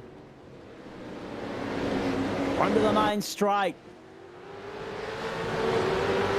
Oh boy, caught with about 3 car lengths the advantage. 3 to go. Don't forget about Dylan Rudd. We need to applaud that because he's 8 seconds clear. This has been a sensational performance from him. However, we need to keep our eyes on this. Because third has not been decided just yet. Oh, huge moment going through turn 4. They can so easily lose that there. And that has brought McNamara back to the fight. Can Warboys go with him? Court will be feeling the pinch right now. Now he has to drive. Absolutely. Cover. He has to make that car so wide because he's had that bit of a moment, so he's lost a little bit of momentum. So now he just has to get his head together, come through, pick his lines. There we go. Make the car nice and wide and let McNamara make the mistake behind him. So in all of this, Kisby, in all of this, as Dylan Rudd starts 2 laps to go, you've got Alex Court mindful of the amount of times he's blown engines here in practice in the lead up to this race. You've got Sean McNamara just wanting a finish for a confidence booster, and you've got Blake Warboys in there trying to be the sting in the tail and maybe upstage these guys and get himself onto the podium. Fascinating scenario going into these last 2 laps. Here we go. Late under brakes. Again, Court goes very tight through 1 and 2. Again, he holds on. McNamara's right there, though. Yeah, Sean's sitting there pushing the pressure on him as he goes around. Get this corner right. Just getting word through the earpiece that Rehan Leonage has managed to finally get by Robert Crisdale and move up into 13th position. Here comes Alex Court defending for his life. McNamara still right there. Sausage to hit. Not at all. Now, that red sausage can throw you all over the place, those red sausages.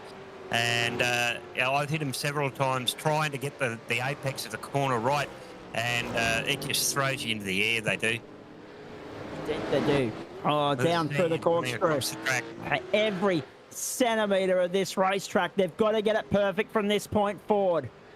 They cannot afford an error. Now, they've dropped Warboys. Something's happened to Blake Warboys.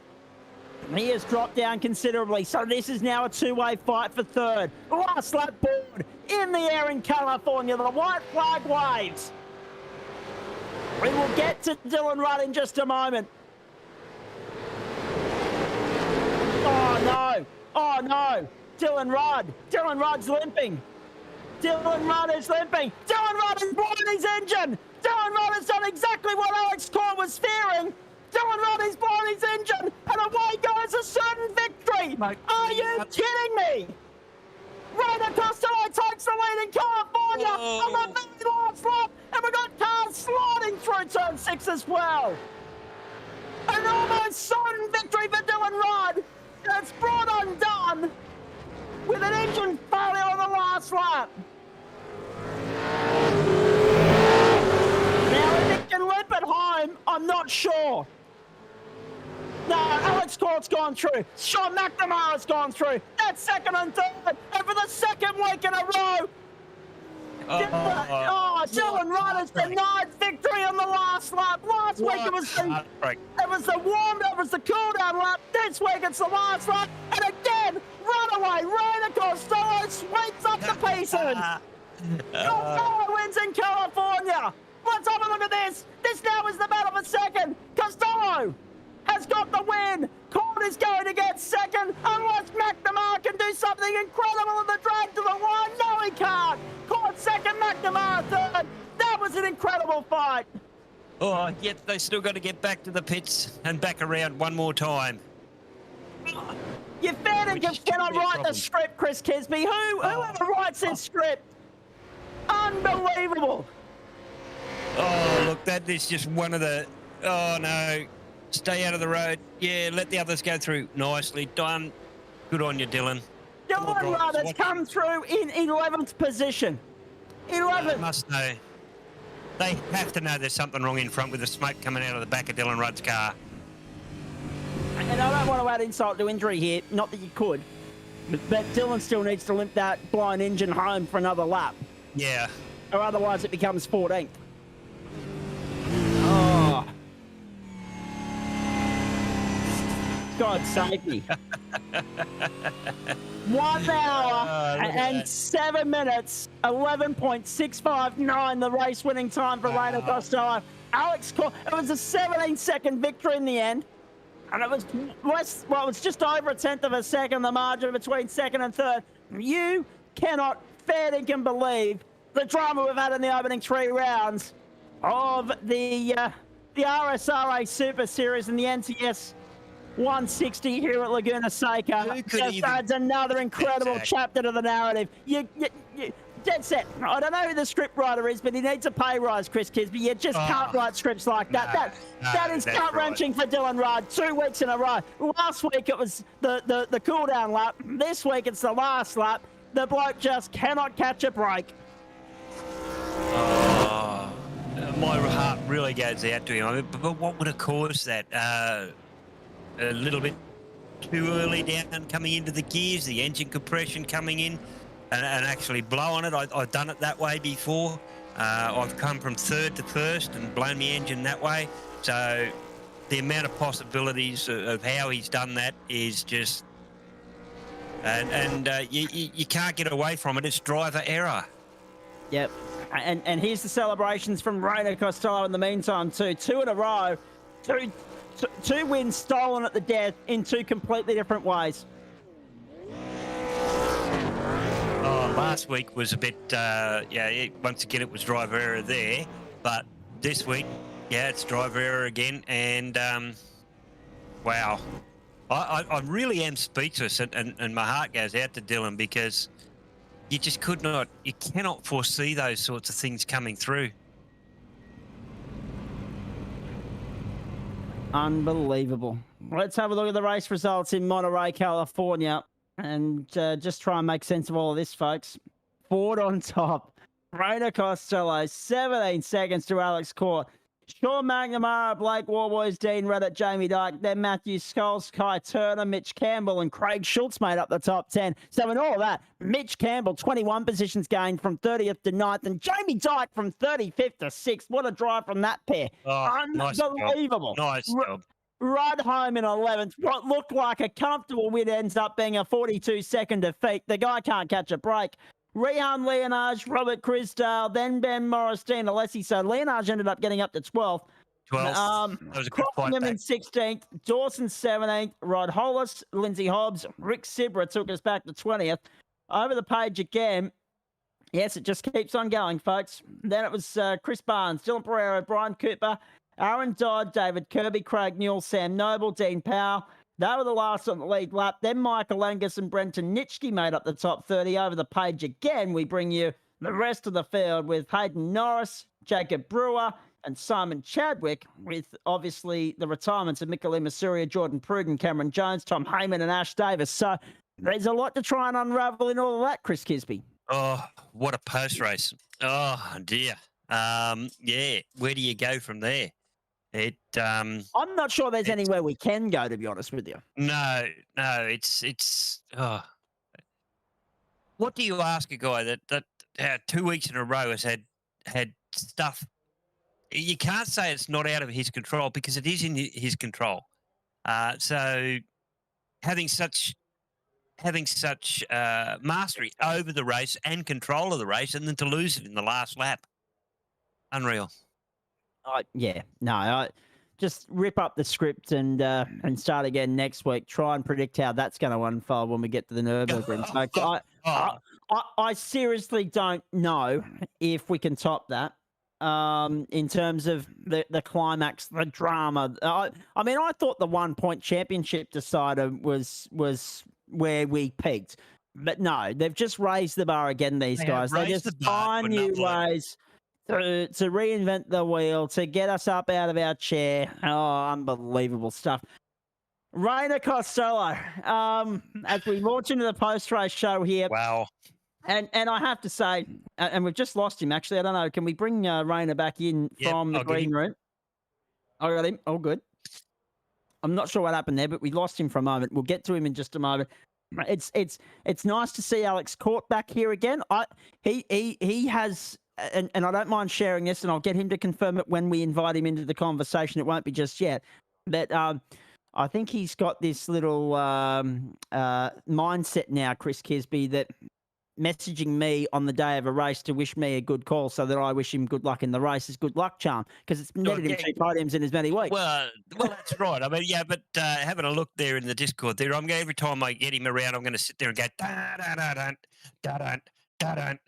So have a look over in the race control staff there, and you'll see what I mean, because of what he's got as a nickname. And what about and Sean McNamara? Just bloody nice to see him finally turn it around, because as I said there in the closing stages, no doubt the last 2 weeks would have been playing on his mind. No one would have been more relieved to see the checkered flag than him tonight. because the first week it was a late race incident that triggered the safety car. The second week it was a first lap. This week he's finally put a result together and proving the pace that he's had throughout the course of the season. Finally, it just took a little bit of time, but the luck's finally turned around in his direction. Let's get into the post-race show here, folks. It is, again, school holidays, so Rainer, I'm going to keep you in here for a little bit longer, mate, but let's start with you. You couldn't fair dinkum believe your luck the last 2 weeks, just when it looked like you were heading for second and a comfortable second at that tonight. I mean, there's no doubt that, when you look at Dylan Rudd and also, I'm not sure what happened in the end to Aaron Dodd, but he ended up down in 24th position. And that's, I mean, he had one penalty and that dropped him down the order, and then something else has happened and plummeted him down even further. You were a comfortable third on pace tonight, mate, but again, everything falls your way. The mighty FORD, the runaway kid on top.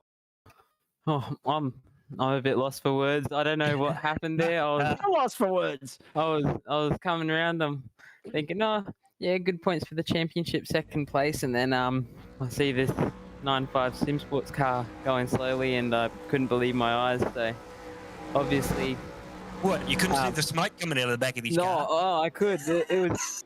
I didn't think it was him at first. I thought, oh, lap car's got a bit of smoke coming out of it, have to avoid that. But then I realised it's Dylan Rudd, so unfortunate for him. He controlled the race from the start.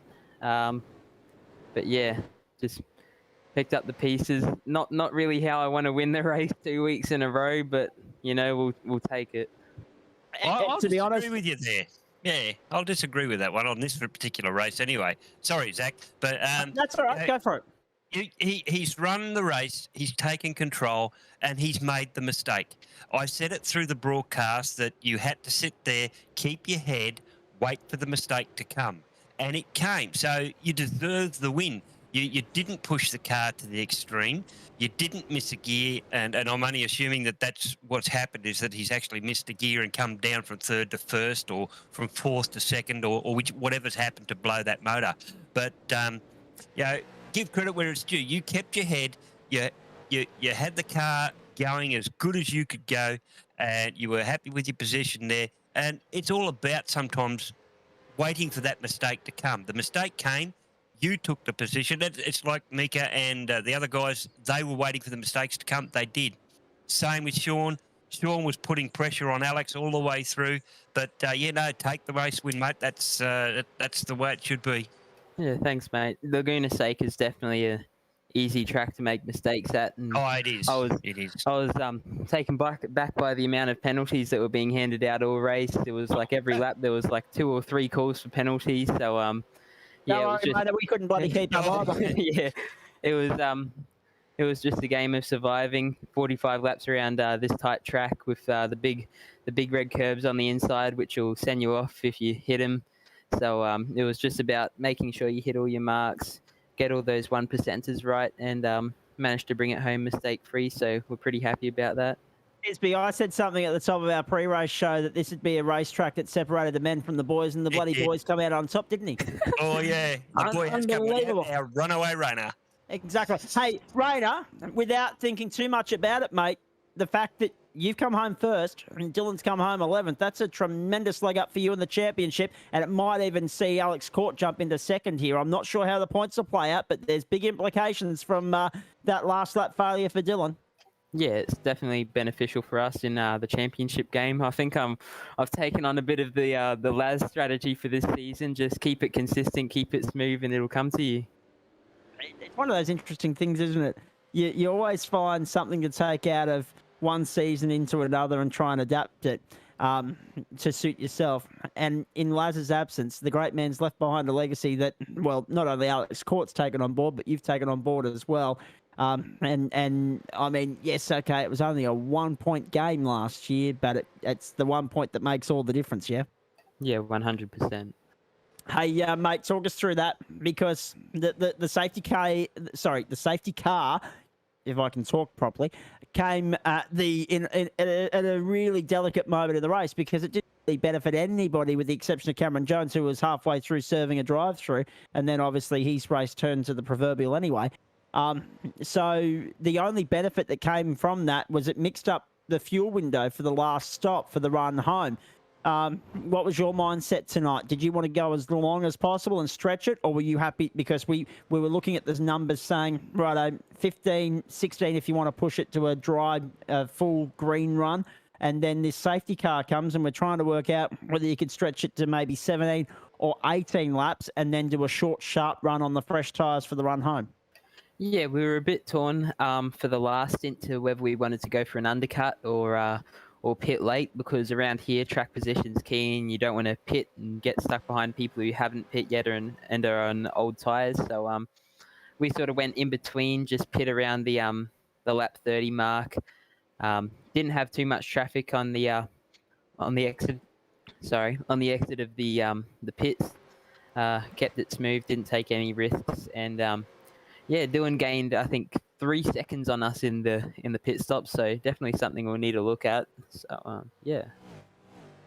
Mate, stay there with me. I'm coming back to you very shortly. Alex Court. I mean, fair dinkum. You cannot write scripts like this, mate. What an incredible fight between you and Sean McNamara for one. That two ended up becoming on the very last lap the battle for second and third rather than just the battle for the third. So it ended up being a case of, well, you get a podium, you get a podium, we all get a podium. Everyone goes home happy. But you must be relieved to have been able to hold off Sean. Yeah, absolutely. Look, all credit. Congratulations to Rayner on the win. Top drive. Yeah, look, Sean, that was bloody awesome. That was so much fun. Yeah, huge respect there, man. That's good. Awesome. That's what racing's all about. And Sean, I'll bring you in here at this point in time, mate. Is it relief that you've finally seen a checkered flag here? Yeah, you can say that. Yeah, definitely. Again, not the way you want to do it. There's a lot of penalties, and but that said, I got turned around, I think, on lap 18, and was facing the wrong way, almost on the front straight then as well. So if we can clean that up a bit, we might have been able to be in front of Alex tonight. But I had a ding-dong battle with him, and yeah, as you said, massive respect there. And it was just good fun to be battling again and not watching. So yeah, massive relief. Well, let's talk about lap 18 for starters, because that was one of the more controversial moments of the race. Actually, I can't bring Chris Kisby in here at the moment. I think he's ducked off for a dart, but we'll get him back in a moment. The fact of the matter is, though, Sean, that was a defining moment of the race. The fact that Mika was piling the pressure on. Right. I've got a limited window with Rayner here. I've just been told, so I'm going to come back to him in just a moment. In the meantime, just for your benefit here, Sean, if I can go back to you. The fact that Mika's come down the inside, you've been turned around. He's then ended up with a black flag that he hasn't served and ended up disqualified. That's all circumstantial. How lucky were you to get the safety car for an incident that you weren't even caught up in? There were two simultaneous incidents on that lap that triggered a safety car, and all of a sudden you're back in business.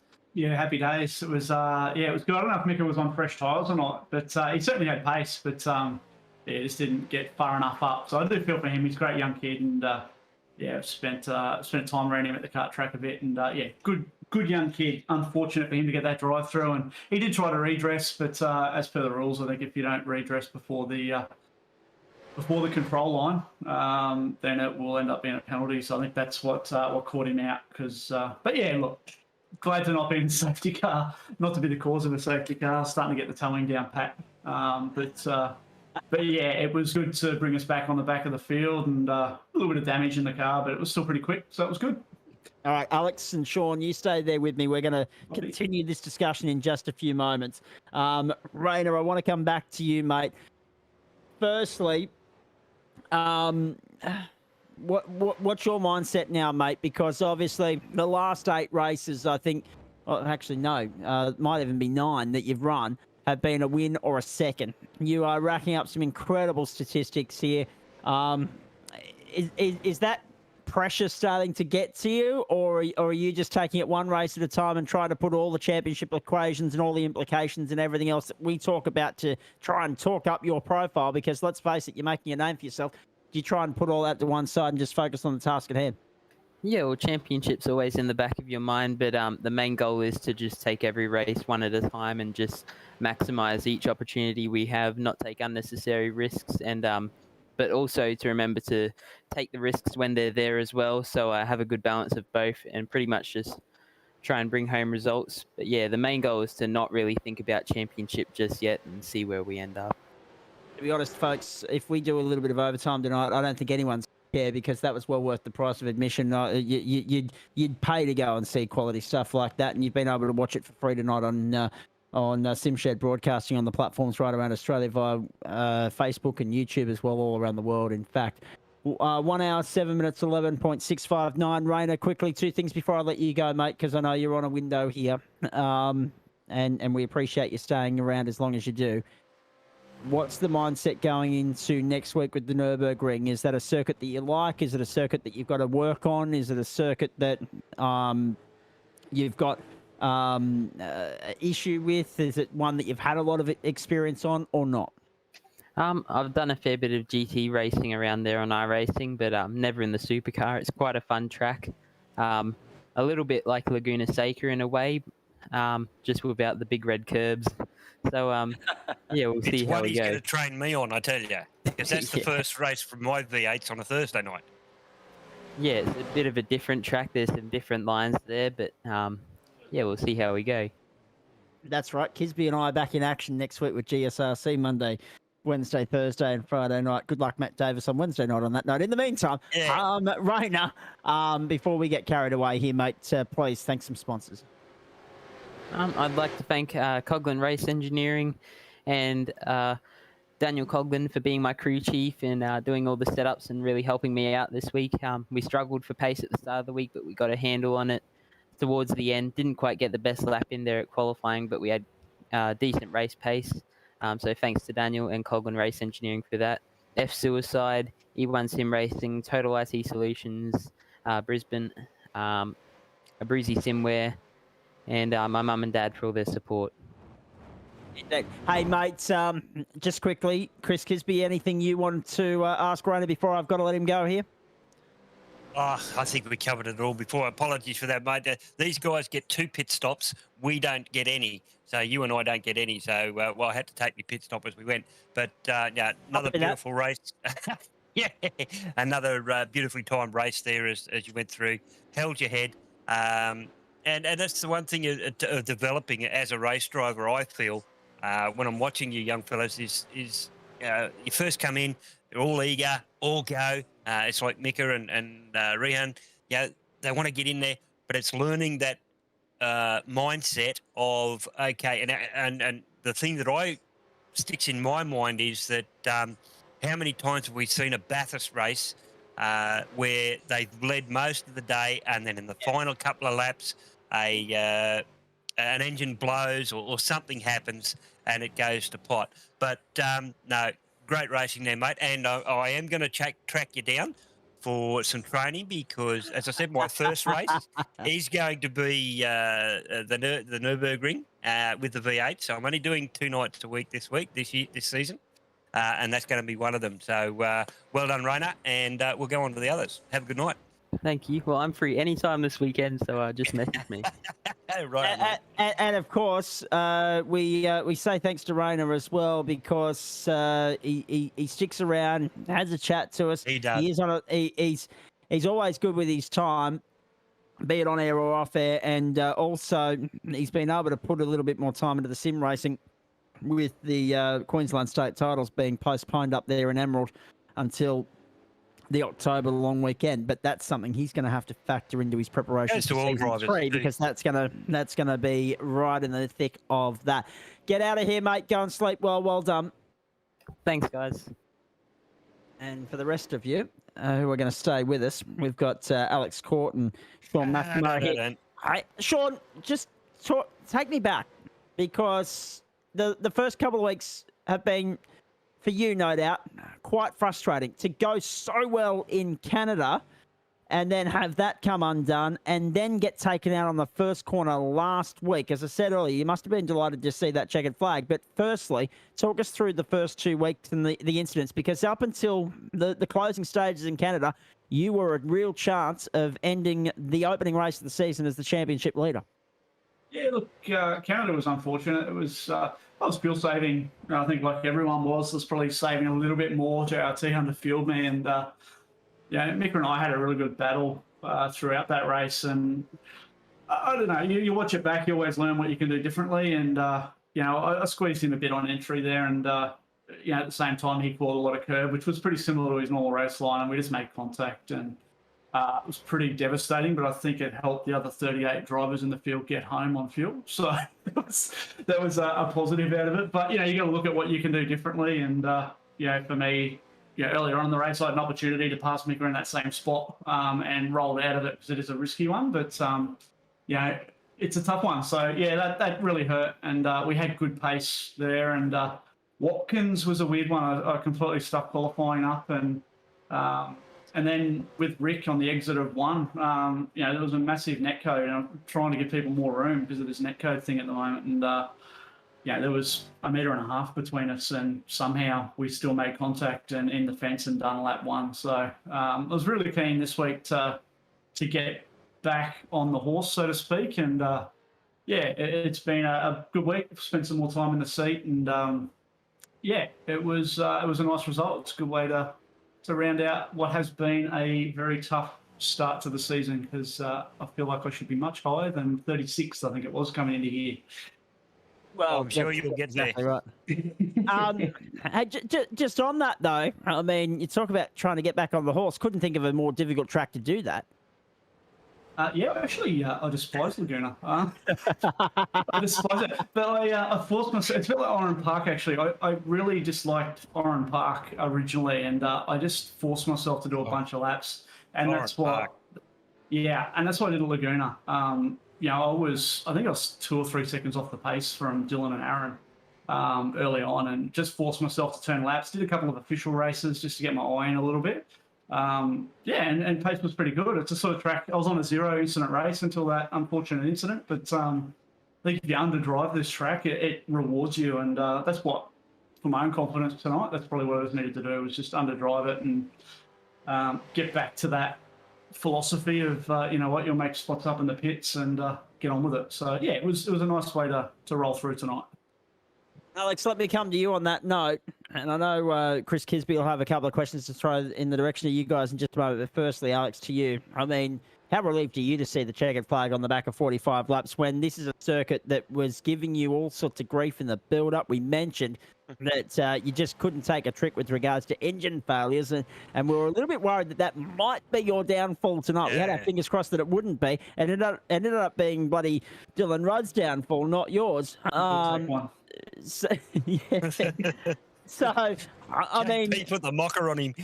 yeah, I just sit here and I'm struggling to fathom how all of that unfolded. But for you, I mean, you must have been very happy to see the checkered flag, just as Sean was, but for completely different reasons. Because at the end of the day, it's no good going into the race thinking, "Oh no, am I gonna the engine again?" Come on. Yeah, absolutely. You know, it was the whole race. It was playing on the back of my mind every time going into turn 2. I was thinking, shit, don't blip too hard. Don't double change a gear. Just be smooth.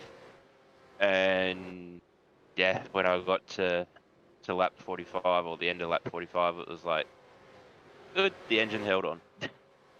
I'll Exactly ask right. a question to both of you guys there, and I mentioned it through the race, is getting yourself into a mindset to find your line, find your rhythm, and hold it. I have a lot of problem in holding it for a complete race, and at least once or twice it does come into my head, and I'm my own worst enemy. How do you set yourself up? I mean, in the last few laps there, I made the comment that you had to make that car so wide to keep Sean from coming in behind you. Yep. How do you set yourself up for that? And Sean, how do you set yourself up to try and find the gap, or do you just sit behind him and hopefully he makes the mistake? Alex, we'll go with you first. Yeah, look, a bit like you said, you know, I'm my own worst enemy, and I've set the mindset from last week, more so in qualifying, to just go out and set myself to qualify in the top 10. And I found last week that really helped. Last week I was a lot less crest behind the wheel in qualifying and in the race. So I've pretty much taken that into this week as well, and I'll continue to take that into the remaining rounds of the season. And Sean? Well, yeah. The good thing about battling with someone like Alex is that there's consistency in what he'll do, and that's the biggest thing I think when you're the attacking driver and when you're being attacked as well. If you provide consistency, there's always going to be good racing. When people constantly change lines and inside outside and braking different places, that's where it all goes to junk. So for me, sitting in behind, it was really turn one, or sorry, you got the one, Kink, let's not even call that a turn, but turn 2 and 3 is really the spot. But Alex Long was really good in there, and then with Blake in behind me, you look at it and go, well, I can sit outside and try and get around the outside, but in the one time I did that, Blake just bombed straight in there with a brilliant little dive. So it's a tough one, but Alex's lines were really good, and you're trying to square it up and get the exits, but his exit drive tonight off the corners, even though he was taking those shallow lines, was really strong. It was really that last corner was the only one I could get a run on him, but into turn 2, defended really well. To be honest, go ahead, Alex. I was more concerned about going into the corkscrew, because I was actually struggling to get it pulled up there, and it's really hard to get it pulled up on that coming up the hill, because you're on the power coming up the hill. Then all of a sudden you've got to change the direction of the car as well as brake at the same. When I say at the same time, you've got to brake before the corner, but you've got to bring it down and use the trail braking to get that turn in and rotate the car to come down, come up over the crest and then down into the next one. It's that's it. Yep. It's one of those things. And I had that moment there, I think, same lap where Blake spun, and Aaron, my crew chief, came on. He's like, he spun. The next thing I noticed is I've just locked brakes up, and looking at me relative, and here comes Sean. I'm like, shit. Yeah. Follow-up question to that one, guys, and I'll put it to both of you as well. Me as a middle to rear pack driver, and with I'm progressing. I've now got the speed. I always maintain that if I'm within 5 seconds of the faster drivers, and I consider you guys the faster drivers, and my best lap time around here was a 1:26, so that's the best by myself. But how do you prepare and train yourself to follow the cars there and drive in traffic? Do you go out and do, like, I'm trying to do a lot more officials now to get used to having cars around me. Is that the way that I should be going, or are there other ways or other avenues that I could go through to get used to and not get so nervous about having these cars around? Alex first. Sorry, John first. No, let's go for it. Yeah, look, I think the more you do official races, and you've got traffic behind you, it will improve you as a driver. Even though we hate them, and we know that the bane of every, most people that I talk to is doing officials. No way. But you've really got to do them, haven't you? Yeah, well, I tend to do 1 or 2 a week, and then the rest of the time it's just practice. I do. Look, to be honest, I actually hate having cars behind me. I get really tense and nervous. You're not the only one, mate. Sometimes think I'm going to move under brakes or pinch the front or whatever. So sometimes, in the past, I've worked with JP, and he's helped me out with that before, and to try and keep a cool head. And, No, Sean? Yeah, look, I think that's part of anyone's development. I don't do a lot of officials, to be honest. I do bugger all. This week I did, and it certainly helped at a track like this, where you are tucked up in behind someone. There is a couple of really blind approaches into a few corners. So yeah, I think jumping in, doing a few officials at these types of tracks is key. I think certain tracks you can get away with it, and it's more just about muscle memory. But yeah, these tight twisty tracks, you've got to do as many races, in my opinion, as many races as you can around people, just to get used to where they're going to brake, especially race starts and things like that. Do you have and I to think- learn to trust the people, the other drivers? Yeah, absolutely. Yeah, and that's what I was saying before about Alex with consistency, is that when you're in and around people that you know that where they're going to do and the consistency in how they do it. And obviously the challenge, as we all know with officials, is that sometimes that's not the case. But, At the moment, I'm using a combination of officials and AI. Do you think the AI, having the driving against the AI, is a good strategy as well, or is that too too predictable? I think, well, it's probably is predictable. I've never driven AI stuff, to be honest with you. I don't know if Alex has, but I think any time that you can be tucked in behind a car, that's key. That's key for me, is learning how to brake the car well and how to make those little moves and bits and pieces whilst following someone, because it does have an impact on aero and everything. It's not just not just the fact that you got someone in front of you. All right. We're running out of time very fast here tonight, boys. But I was giving you a break and there, but dissect.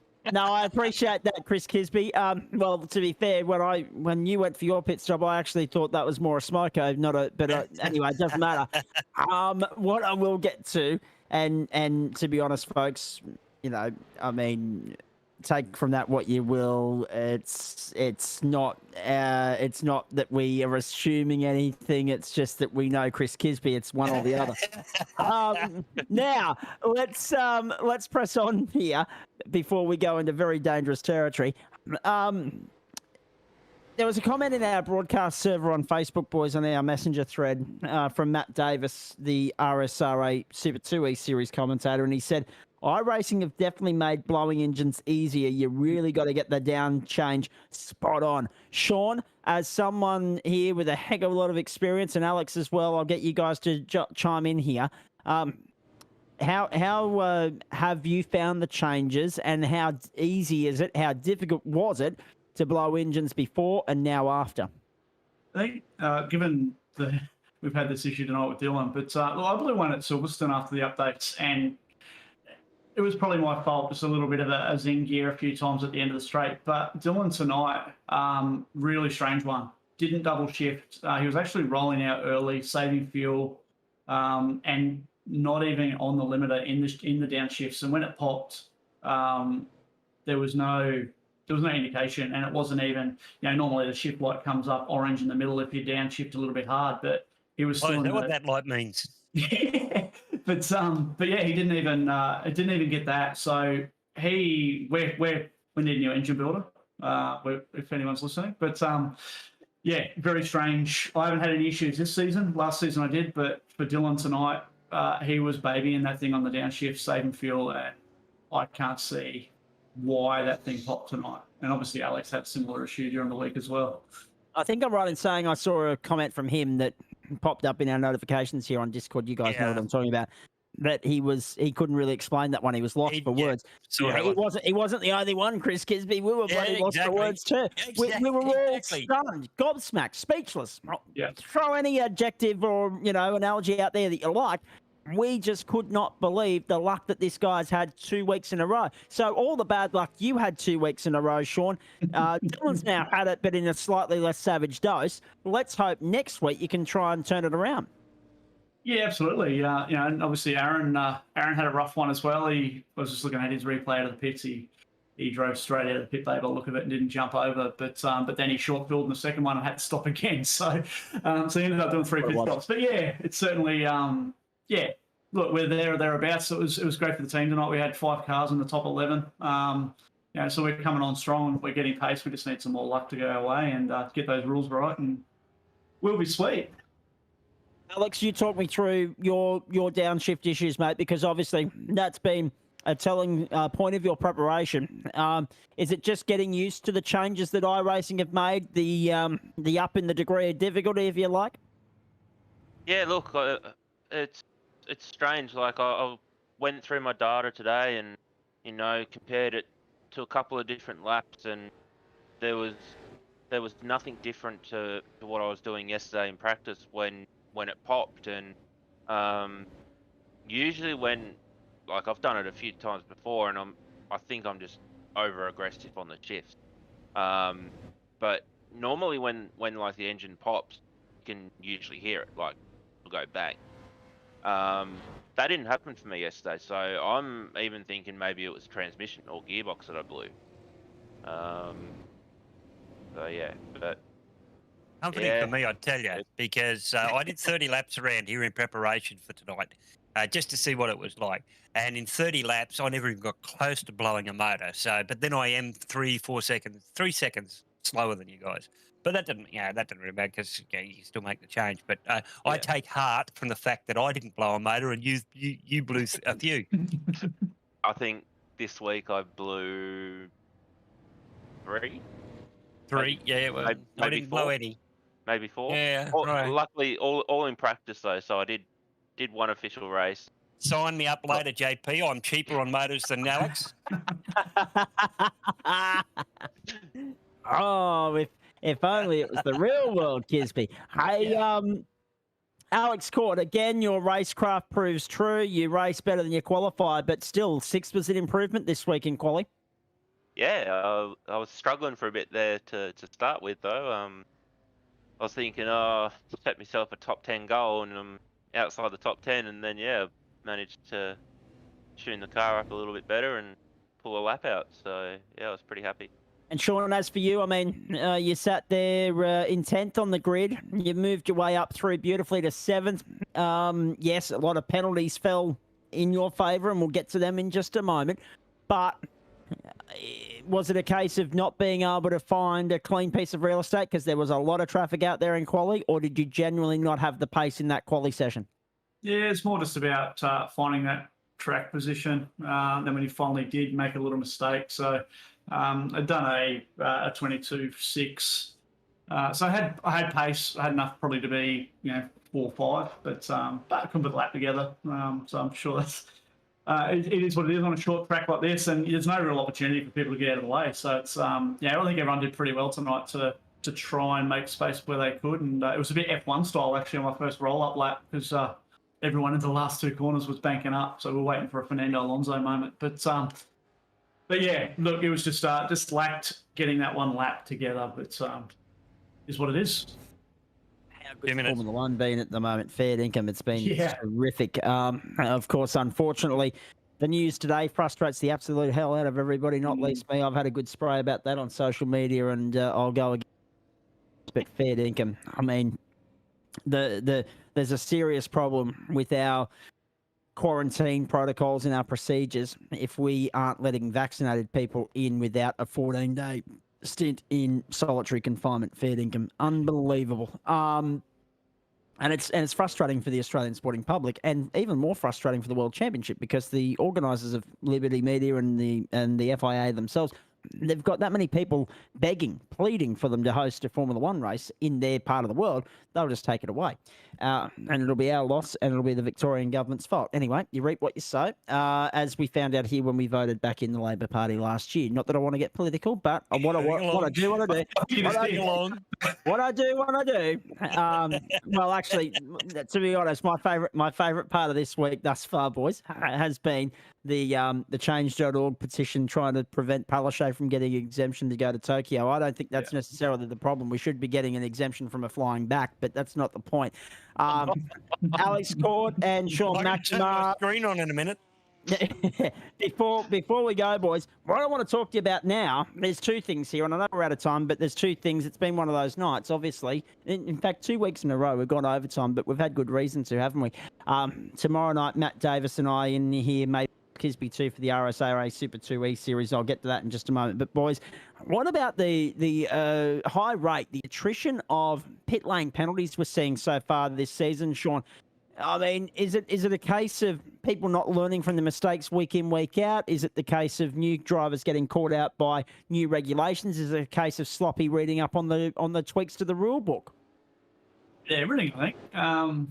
We were on the chat reminding, on the way in, out, boys, make sure it's 1 in, 1 out. And it is tighter here. The pit lane, the pit bays are bunched up a lot more at this track, and whether or not that had an impact on it, but it was pretty obvious. Stay in the right if you're on the fast lane, and get in 1, get out 1, and back to the fast lane. So, yeah, I think only one of our guys got one, but yeah, there was a ton. So everyone really needs to have a good read of it, and maybe we can. I don't know. I might save the replay and put up a couple of examples of good and bad for people, so that we can get it through to people what the hell's going to happen, because it's not what we want for the league. It's not what we want for the viewers, and certainly for you guys, propeller heads trying to figure out what the hell's going on. So, yeah, exactly right. And Alex, if I can quickly get comment from you as well.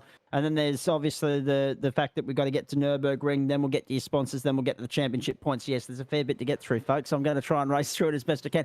Alex, your thoughts? Because at the end of the day, the rule book is chalk and cheese. I mean, there's no black and white here. It's pretty crystal clear where we go.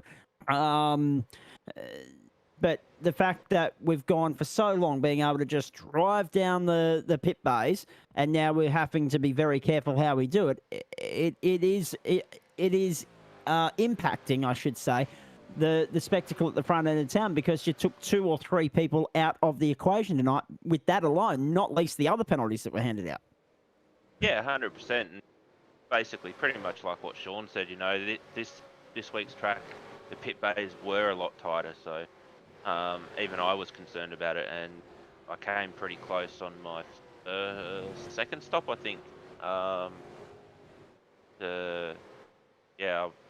think I just went a little bit too far forward, but I was able to get out all right. So,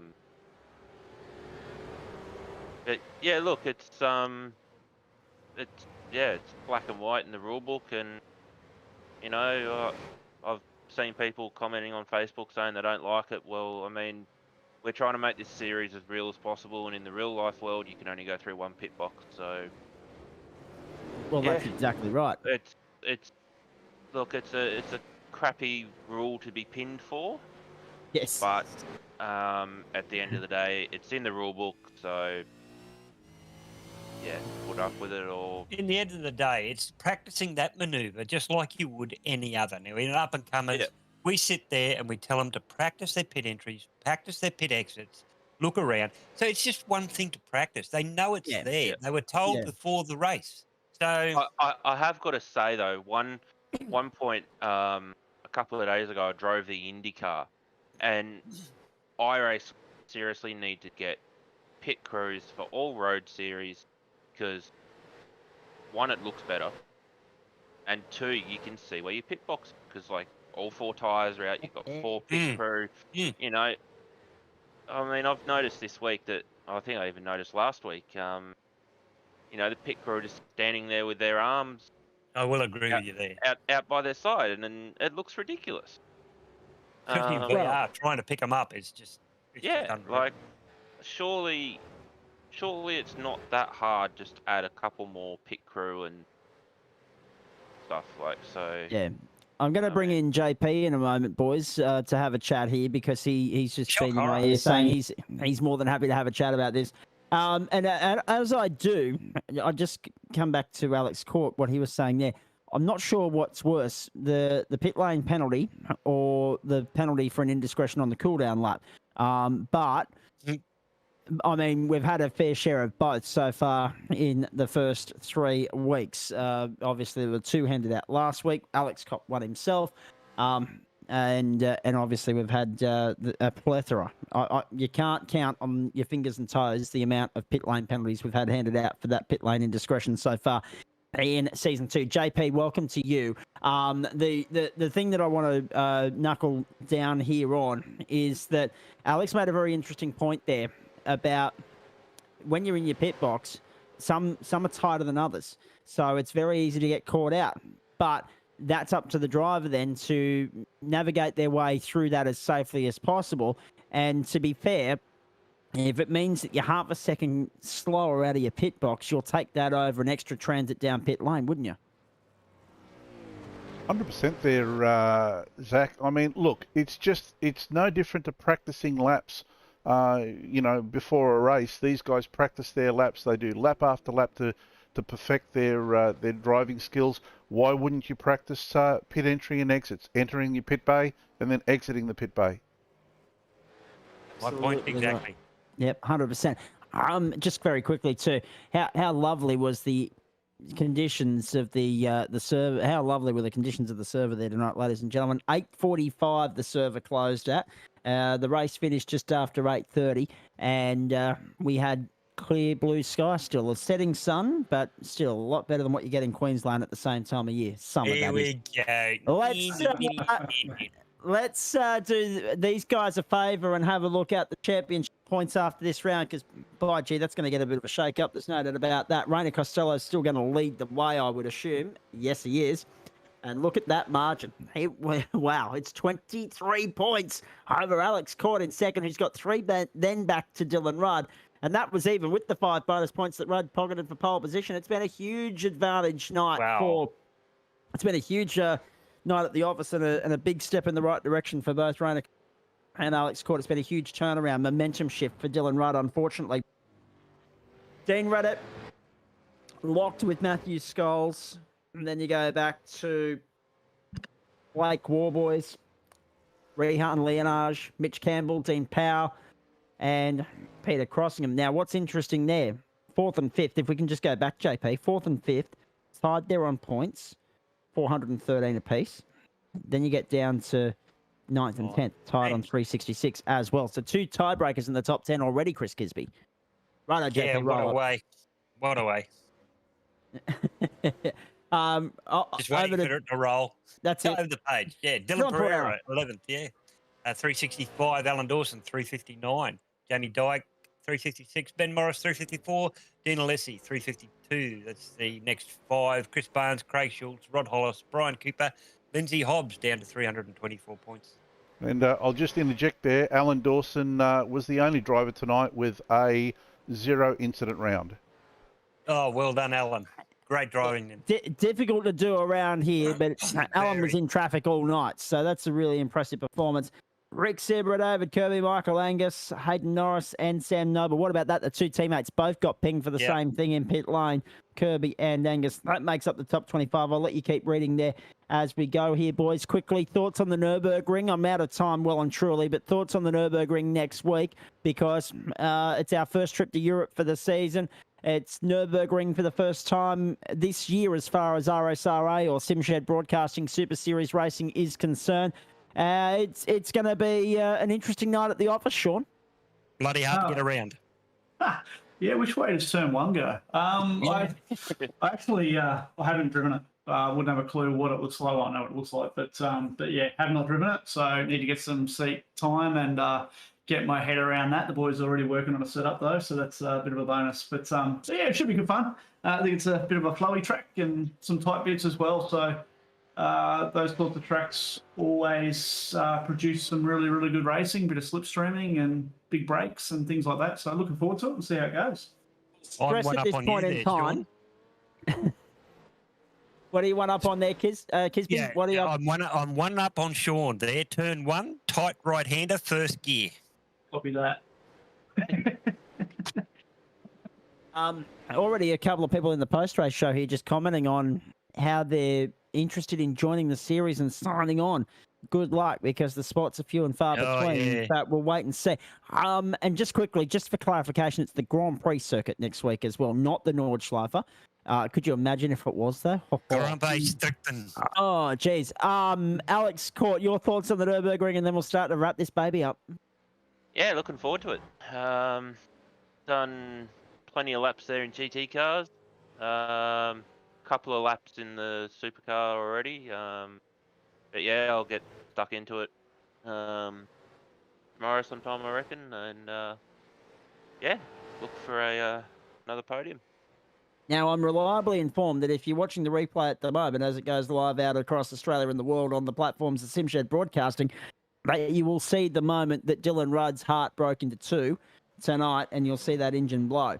So keep an eye on the replay as we wrap things up here. Some thank yous now from both Alex Court and also Sean McNamara, and we'll start with Alex first.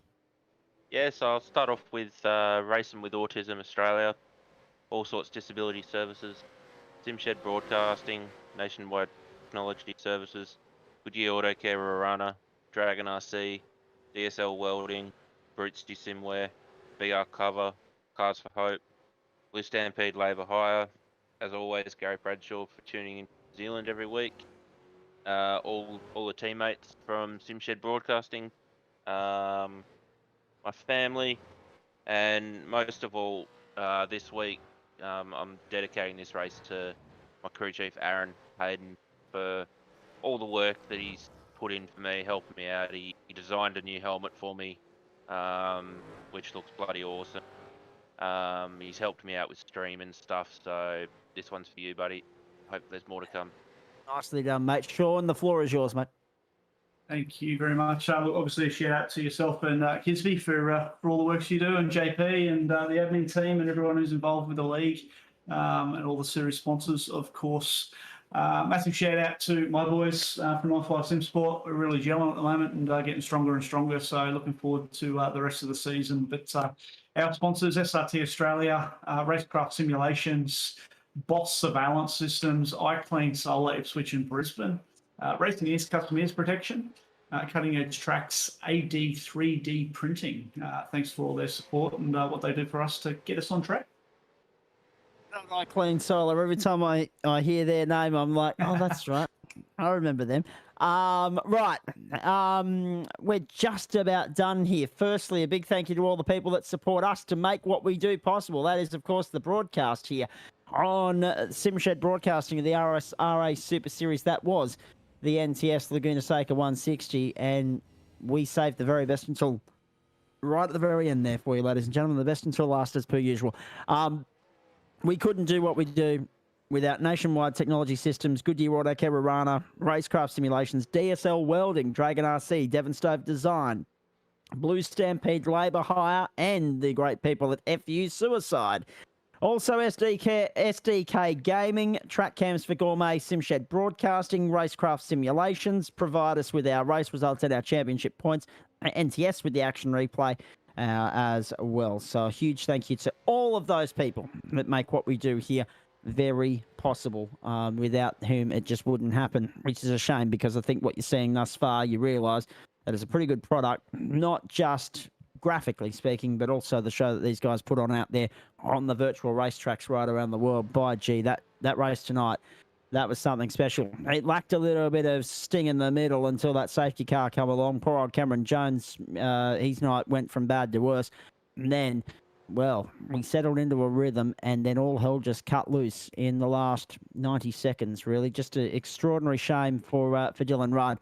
But his misfortune is Rainer Costello's gained back-to-back wins, back-to-back on the last lap. Well, last week it was after the last lap, and this is just another instance of you cannot write these scripts, ladies and gentlemen. You just can't predict what's going to happen next. Sure, it's not the Ray that Rayner would have liked to win, as he said there earlier, but an inch is as good as a mile in this championship. Well done to Rainer Costello. A great win tonight, just as it looked like he was staring down the barrel of a second-place finish, just as it was the case last week. All of a sudden, he's on the top step of the podium, through no wrongdoing of his own and no wrongdoing of, Dylan Rudd either from a driving standpoint. But, yeah, mechanical failure last week, fuel failure the week before, and he'll be kicking himself, no doubt, going into next week at the Nürburgring. But that'll make him even more desperate and determined to seek redemption, and we cannot wait to see how that goes. Chris Kisby, a final thought and driver of the night nomination?